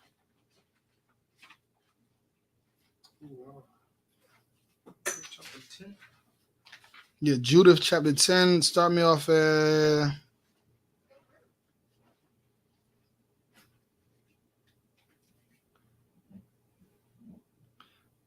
Let me get verse 17. The book of Judith, chapter 10, verse 17. Show you how beautiful we are. Then they chose out of them 100 men to accompany her and her maid, and they brought her to the tent of Holofernes. That's right. Of Holofernes. Go ahead. Verse So this is, of course, we're talking about a time right now during the what is this? I think this is Assyrian at this time in Judith. I think this is Assyrian. All right. This is talking about during the Assyrian captivity, right? So in the series, I could be wrong, but we were in captivity nonetheless, right? This is an Israelite woman that we're talking about right now. Go ahead and read. Verse 18. Then was there a concourse throughout all the camp. Right. What is a concourse? What is a concourse? A concourse is like an opening. Okay. Right? Because now we're talking about this Israelite woman that's being marched through these, what is that? Through these camps. Yeah. Right? These, go ahead. Like ranks set up. Right. Yeah, exactly right. Okay. You know what I mean? They camps, they ranks, they in the field of, camps it's like they got men out there. We in captivity. They got the war, you know what I mean? The war camps or I forgot what's the name of the word for them. I can't think of it right now. But anyway, so they got an opening where they walking her down the opening. Right? And in this captivity. Go ahead. For her coming was noised among the tents. Right, tents, right? Tents or camps, like I said, it's like you ever see the movies that got the tents? Because you know how we do it in the war. Yeah, when they camped out. Right, exactly. You know what I'm saying? So they walking her through and they hearing about her like, damn man, hey man, you know how brothers, you know how men are. You understand? Men is like, hey man, it's a bad, you know, look at hey, it's a sister out there. Hey, it's a sister, man. I heard she out there, man. She from the tribe of this, that, and she an Israelite, man. Hey man, they said she a bad mamma jamma, man. She said she this, all this, that, and the third, right? Right. So that's what it's saying. Like she marched her through the camps, and everyone and for her coming was noise. Like they started chattering about her coming. Go ahead. And they came about her. Right. So now they coming out the tents to see her. Go ahead. And she stood without the tent of Holofernes. Go ahead. Till they told him of her. Go ahead. Verse 19. And they wondered at her beauty. They wondered at her ass. And her beauty. They wondered at her curves. And her beauty. They wondered at her makeup and her, you know, all of the things that, you know, women put on her face, her long eyelashes. Her beauty. No, man, it wasn't none of those things at this time. She was just a beautiful woman. A beautiful woman. Go ahead. And admired the children of Israel. And admired who? The children of Israel. So now you understand what we're reading right now? Like they admired this woman so much. She was so beautiful, Ak. You understand? She was so beautiful that even the heathens took it as far as to say that they admired the children of Israel, the whole entire nation of Israel, because of her. Because of her. And this is what I'm trying to help everybody to understand right now. In our true form and our natural form and our natural element and the beauty, our natural beauty and, you know, culture and our characteristics and qualities of women, and like we talked about before, like tender and delicate, even other nations look at us and admire us as a whole entire nation by the beauty of our women and our sisters, man. And how sisters are conducting themselves today and behaving themselves and the type of evil that they're doing, setting up men and go aborting their babies and throwing men on child support and using men, calling them sponsors. You understand? Like you go ahead. Or sperm donors. Sperm donors. Man, look, calling the sperm donors, evil eyes towards their husbands, evil eyes towards their sons, their daughters. I don't need no man. Woman, thou art loose. What? Go ahead. So like the same women that say, I don't need no man. I don't need no man. Be the same women that be all over Facebook talking about, I need somebody to just give me some help. Right. Because I'm out partying every night. Right, and I just need somebody to give me some structure. Yep, that's right. That's all they say. What he's saying is absolutely true. I said it earlier. These are the same women that absolutely need a man. These are the same women. So now, I got it's a brother outside. Now he said he was out there since 8:07. Good night. Here, take this phone out. Take this phone and just call him. You understand? Salagia. I gotta tell that brother Salagia. Longer the story short, again, like these are the same women. Like this is what our women become. They become hardened. You know, they're not delicate and tender and submissive and delicate and modest and natural. You remember they used to wear the froze and the natural hair and the skirts. They used to have a dress and they used to walk on their toes. You know what I mean? The calves used to be nice and beautiful and skin good. Now they rock all the weave and dyeing their hair all kind of colors and edges is falling out. And, you know, and that's why it's happening to them. It's happening because of their wickedness. You understand? Which is probably a scripture I need to get to when it talks about, I think it's Isaiah, the 3rd chapter. You understand? But let's read that one right now real quick. But again, when we get back to that, other nations admire us. But because we're not that way, other nations look at us like they're better than us. Because how we act, man, how we conduct ourselves, man. And they should, because we're behaving like animals. Worse than animals. Like the Bible says, even a sea monster nurses his children. Our women, we don't. They're evil towards their children. Go ahead and read. Continue to read. They admire the children of Israel. Go ahead. Because of her. Mm-hmm. And everyone said to his neighbor, among them, such woman, surely it is not being... Surely it is not good that one man of them be left, who being let go might deceive the whole earth. All right. I understand. Like again, like this is like that's the power of the beauty of a woman, man. Let me get Isaiah the 3rd chapter. We're gonna end it out. What else gonna go to? I definitely want to pull this scripture for this topic. Let me get Isaiah the 3rd chapter. You got my phone, so I don't know which scripture. Take me down to where. Let me see. Let's see. 3rd chapter.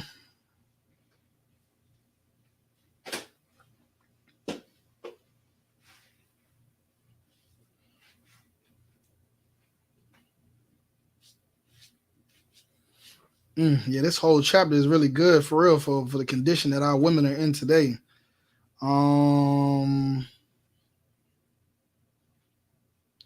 Yeah, let me start me off at verse 16. All right, let's end it out with that.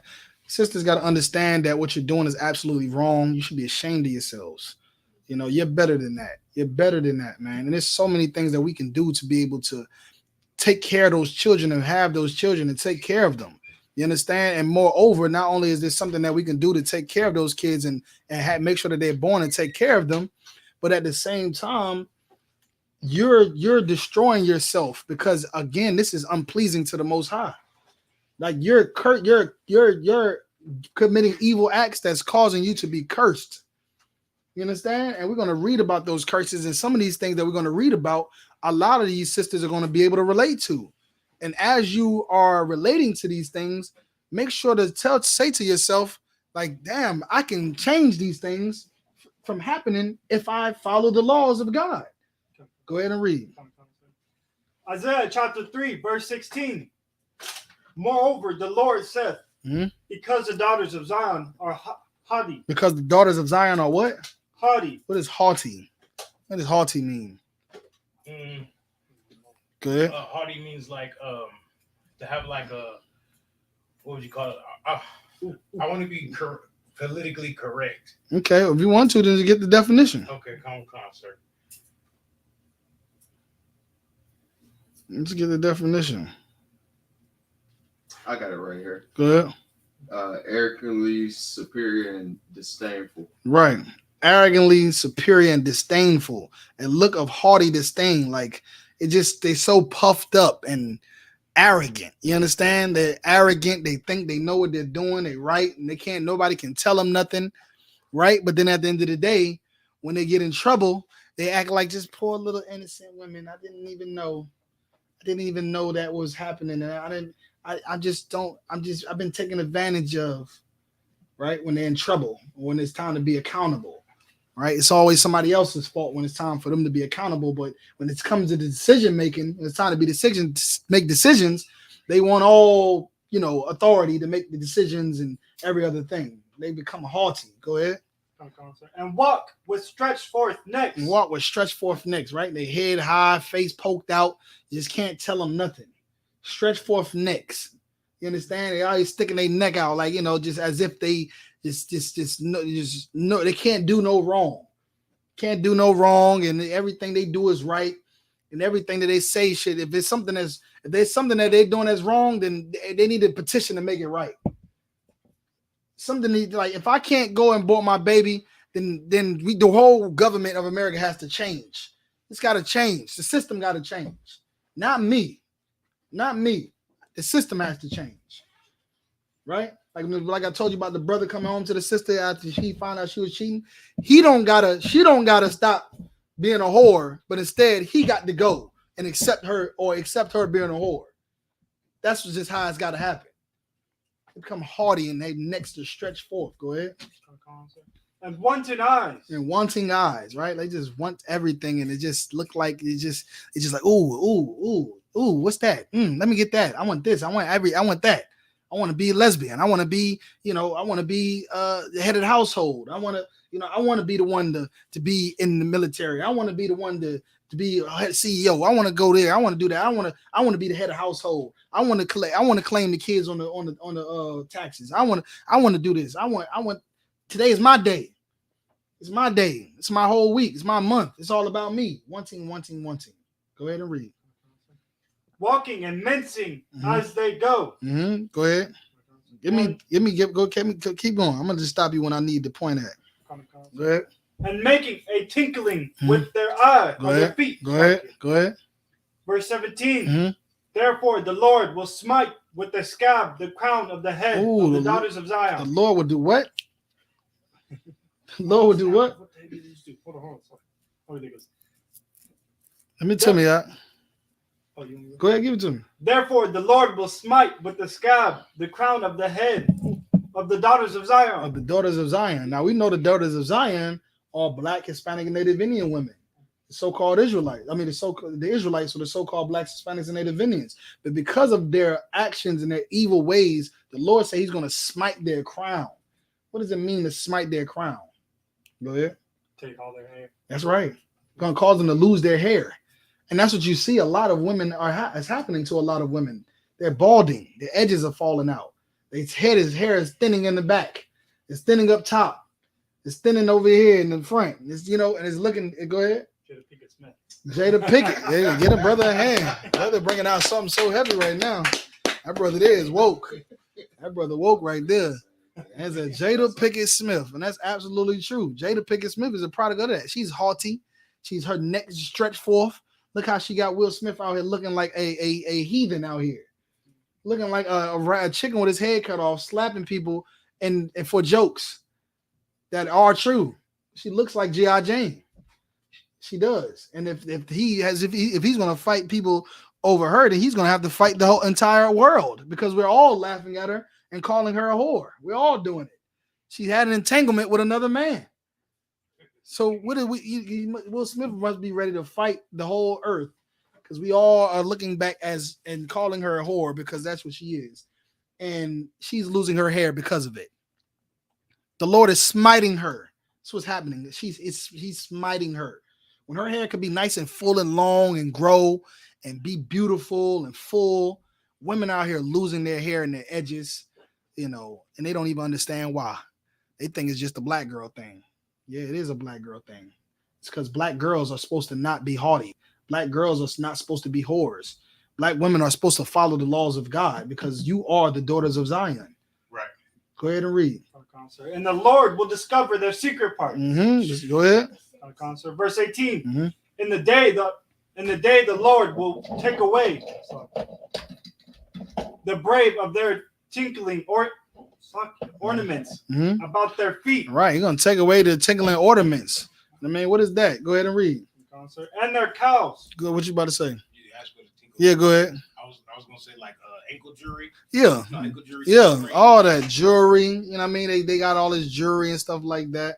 Lord gonna take all that stuff away from you. The same thing you aborted your child to be able to acquire and obtain. The Lord is gonna take it from you.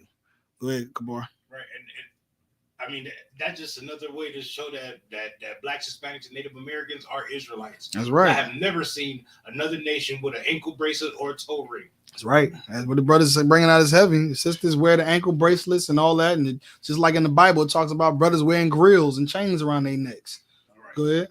I was gonna say on that in verse number 17, when he said he'll discover their secret parts. We see that the most. Our sisters don't even put clothes on. That's right. Right, they going out like strippers. That's right. And ready to fight you. All on Facebook and YouTube and Instagram, naked. No, nothing left to the imagination at all. All their secret parts is exposed, and everything that they could think about, that they think that they're getting away with, is being exposed. They're being exposed for being whores. They're being exposed for being murderers of their children, so on and so forth. And that's absolutely real. Why these things are happening to you. Go ahead. And the round tires like the moon. Verse 19. There's one more part I want to get. Go ahead and read. The chains and the bracelets and the mufflers. Verse 20. Go ahead. The bonnets and the ornaments of the legs. That's right. Go ahead. And the headbands. Go ahead. And the tables. Go ahead. And the earrings. Go ahead. All of these things going to the Lord. All these things that you had that made you beautiful, the Lord is going to take away all those things, man. Go ahead and continue, right? Verse 21. The rings and nose jewels. That's right. Verse 22. The changeable suits of apparel. Good. And the mantless. And the wimples. Drop me down to verse 24.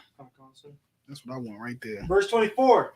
And it shall come to pass that instead of sweat smell. No. Or sweet smell. No sweat. Instead of what? Instead of sweet smell. Instead of what? Instead of sweet smell. Like, you know how women just smell so good. I mean, they're women. They clean up every day. They probably shower 2 times a day. You know what I mean? Well, some men don't even wash 2-3 days in a row. We working and hustling and getting it in. We men, you know what I mean? We at war. We probably hit the major parts. You know what I mean? Keep it going so we can get out the war or get to camp or whatever we got to do. Women are more delicate and more, a little bit more delicate. So they got to, wash and clean every inch of their body, their legs and their thighs, and they smell so good and got to smell like roses. But the Lord said, what? And it shall come to pass that instead of a sweet smell. Now it's going to come from this being instead of a sweet smell. There shall be a stink. There should be what? There shall be stink. Yeah, that's what we see a lot today. A lot of these sisters that's talking about, I don't need no man, can't get no man. A lot of these sisters that's out here aborting their babies don't smell good. They got that, they boxes stink down there.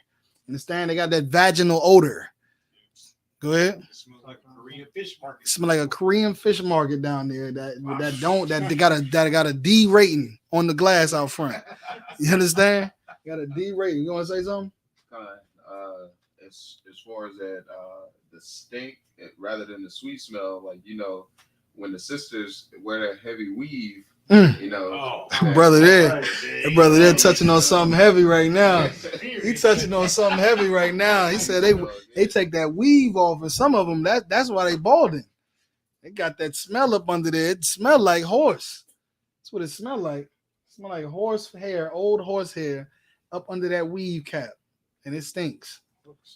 Go ahead. That's what it is, sir. Horse hair. That's exactly what it is. And they like to go buy them $1,000 bundles. Right. To go out here and look like I don't know who, when women were beautiful without it. Right. Go ahead. The Asian lady said that it was all natural Indian. Yeah, hair. They say it's Indian and Well, it's really horsehair that they selling them. Yeah, man. Listen, brother. A lot of our women ain't fortunate, so we ain't really going to buying they ain't going to buying the best bundles that money can buy. They really going out there and getting that, that fake stuff that's really getting put in their hair and causing their hair to fall out. And all the relaxers and all that type of stuff they putting in there, and they stinks up under that wig, and that down between them legs, it stinks too, because the Lord is doing it. Because you're being a whore by your actions, by the way you act. You're out of order. Read it again. Verse 24. And it shall come to pass that instead of a sweet smell, there shall be stink, and instead of girdle, a ramp. Right. Instead of like you having your nice apparel and all that stuff on, you out here in rags. You looking beat down with rags on. When we talk about a Proverbs virtuous woman, he says she didn't dress her family in scarlet, right? They dressed royally. She making clothes and considering the field and conducting business all for her husband. She's doing all of these things, these great things in Proverbs 31 for her husband. And guess what? Her husband and her family, they all praise her. They all praise her, and they look good. But for you out here talking about you don't need no man, and you're aborting your babies and doing and just being an evil woman, trying to take the position of a man and the authority. And the Lord is smiting you. If you out there when some of these things apply to you, then the Lord is who then you are who the Lord is smiting. It's you. The Lord is doing this to you. He's causing it to happen to you because of your ways. Go ahead and read. And instead of well set hair. You understand? Like the women used to have that long, black, kinky hair that's so beautiful, man. I don't know why they got rid of it. So long and beautiful and strong and, shiny. And instead of that, they have what? Baldness. What? Baldness, man. Jada Pinkett. Baldness. That's what's happening, man. It's the Lord is causing it to happen, man. Right. And we got to teach our daughters differently, man. That they don't have to go live these lives and torment their families and their communities and their nation the way women do today. that daughters can grow up and be a difference in the future. You understand? That they can be better in the future. So we can have more and be looked at about from other nations as a admirable people, man.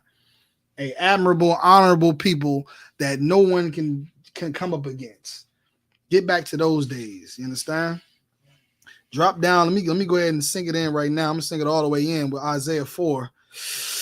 Yeah, this Isaiah 3 lead right into verse 1. Isaiah 4, right?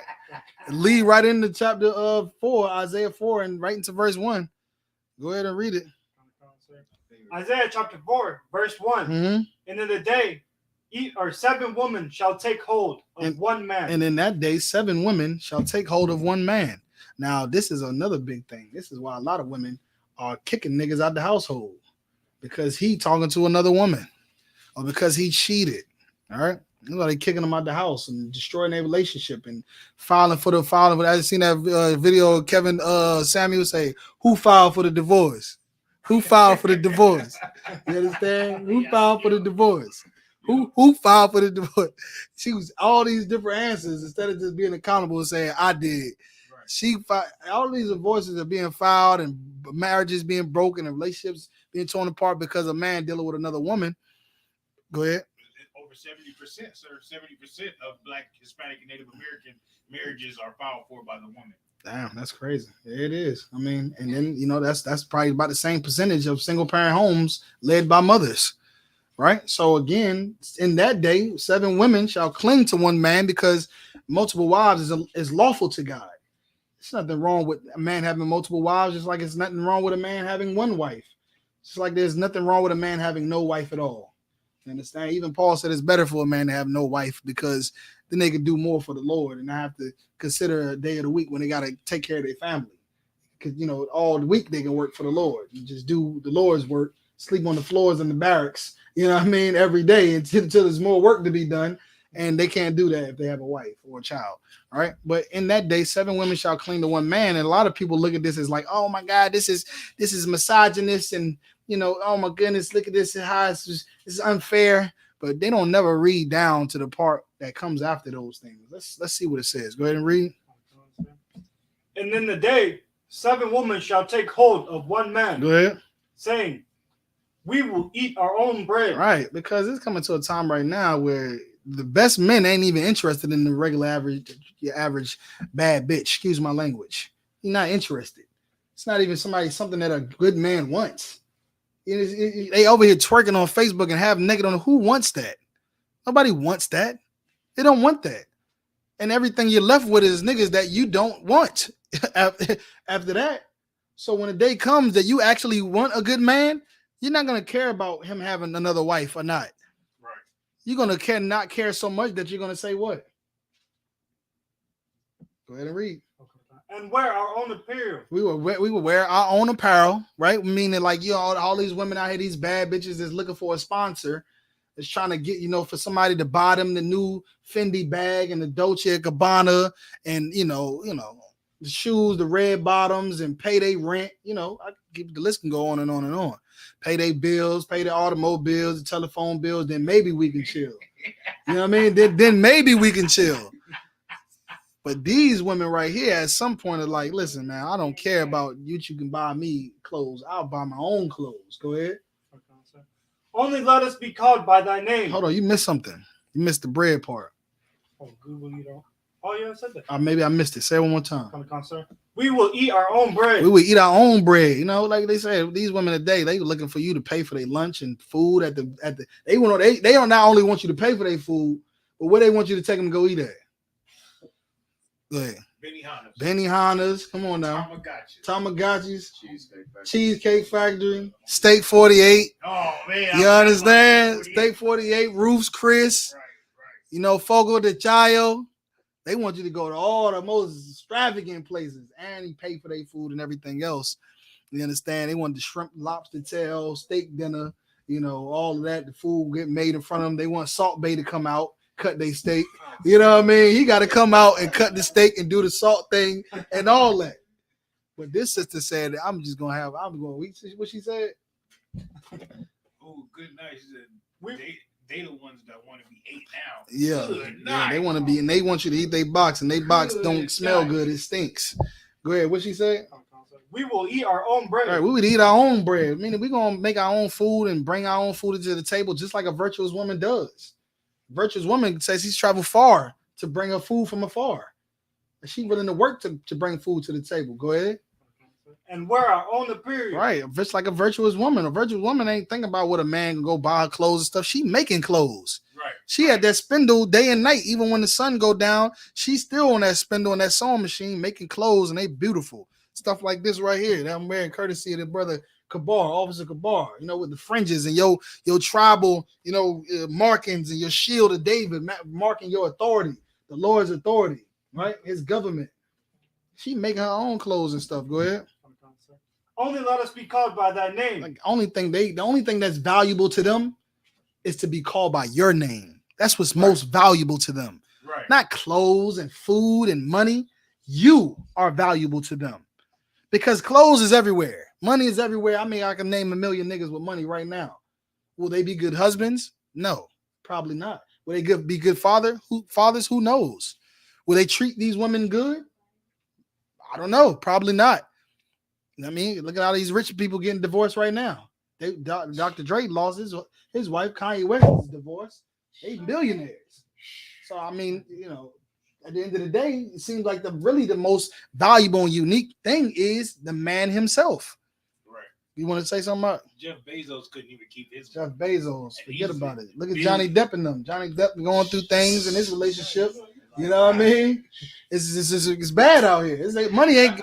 They say what's love got to do? What money got to do with it? Right. What clothes got to do with it? What food got to do with it? It's all about the man. You understand? A righteous man. And that right there is worth more than money, cars, and clothes. And that's why she said, I don't care about none of those things. You got another wife. I don't even care. I just want to be called by your name. Go ahead. This the kicker right here. This the kicker right here. Go ahead and read it. To take away our reproach. To do what? To take away our reproach. To do what? To take away our reproach. To take away her reproach.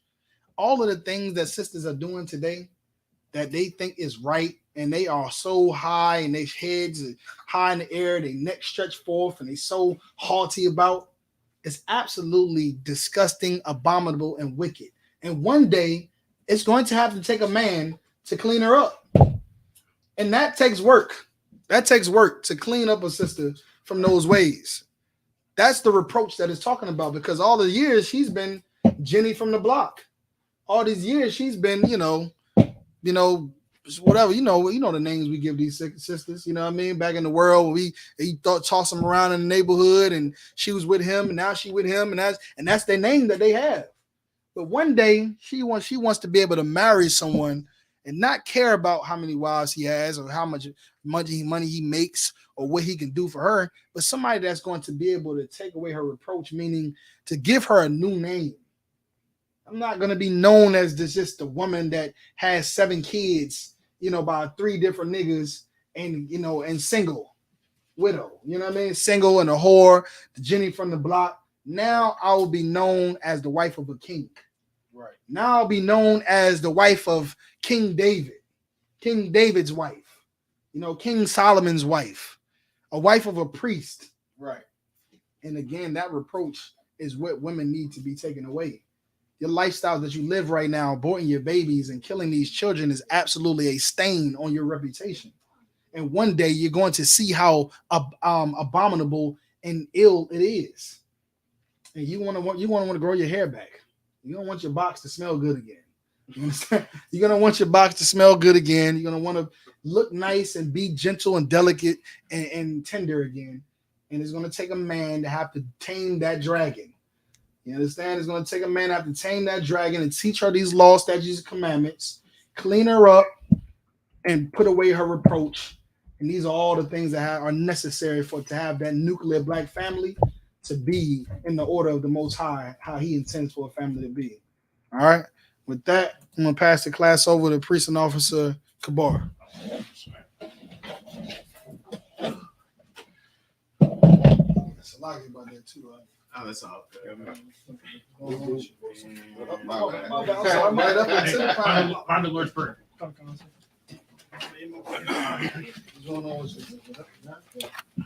This is the security. This is the I.S.U.P.K security announcements.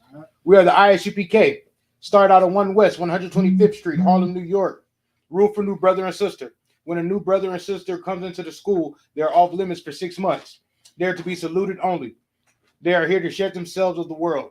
If they need transportation, the teacher will arrange it. After 6 months, if a brother or sister has an interest in a particular person, he or she must get permission from the head to speak to a brother or sister. There is another 6 months in which the brother and sister will court each other. After this 6 month period, the brother and sister will get permission from the head to marry. Tithes, which is a commandment. You can find this in the book of Numbers, chapter 18, verse 21, and the book of Malachi, chapters 3, verses 8 through 10. Ma'ashera means tenth in the Hebrew. 10% of every penny of any increase the Lord gives you. Give to the treasury department or teacher. Priest fund. Free will offering for priests, not mandatory. Whatsoever amount you would like. Upcoming holy convocations. We are currently in the Feast of First Fruits. Starts after the Sabbath day of unleavened bread. Sundown Saturday, April 23rd, 2022. Count 50 days to celebrate the day of Sunday, June 12th, 2022. Starts before sundown. You can find this in Leviticus, the 23rd chapter, verses 10 through 22. Yes, sir. And if any brother wants to become a trooper in the school, start wearing all black boots, shirt, pants, and scarf, etc. How we gonna do that? Trooper in the school. Now we're gonna do the Lord's Prayer. We're gonna do the Lord's Prayer in the Hebrew. Everybody stand and face the east. East is this way. Turn to face the east. All right, we're gonna do the Lord's Prayer in the Hebrew first.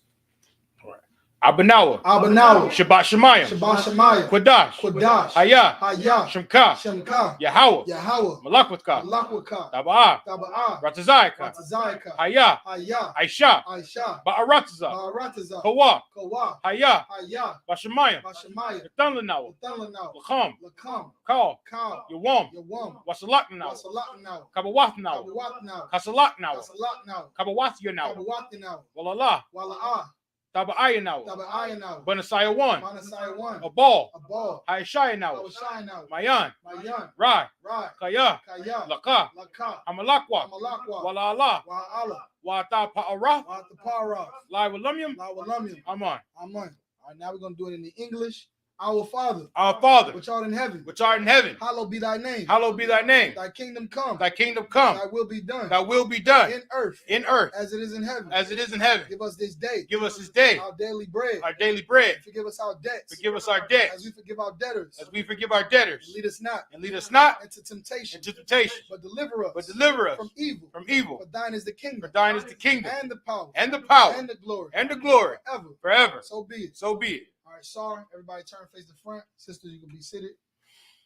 All right, we're going to do one courtesy salute for the brothers. Men of Israel, Imajim Shabbat, which means stand at ease. Imajim, which means stand at attention. Barak, which means bless.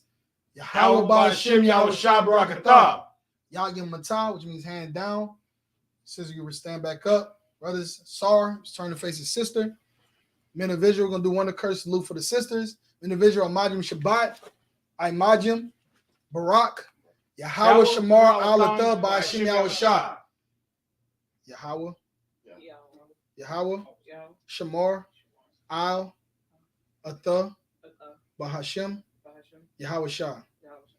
All right, Yahya Matah, which means hands down. Class dismissed. Talk loud, good to go. So you guys remember that salute. I write it down, text it to you or something. What's up?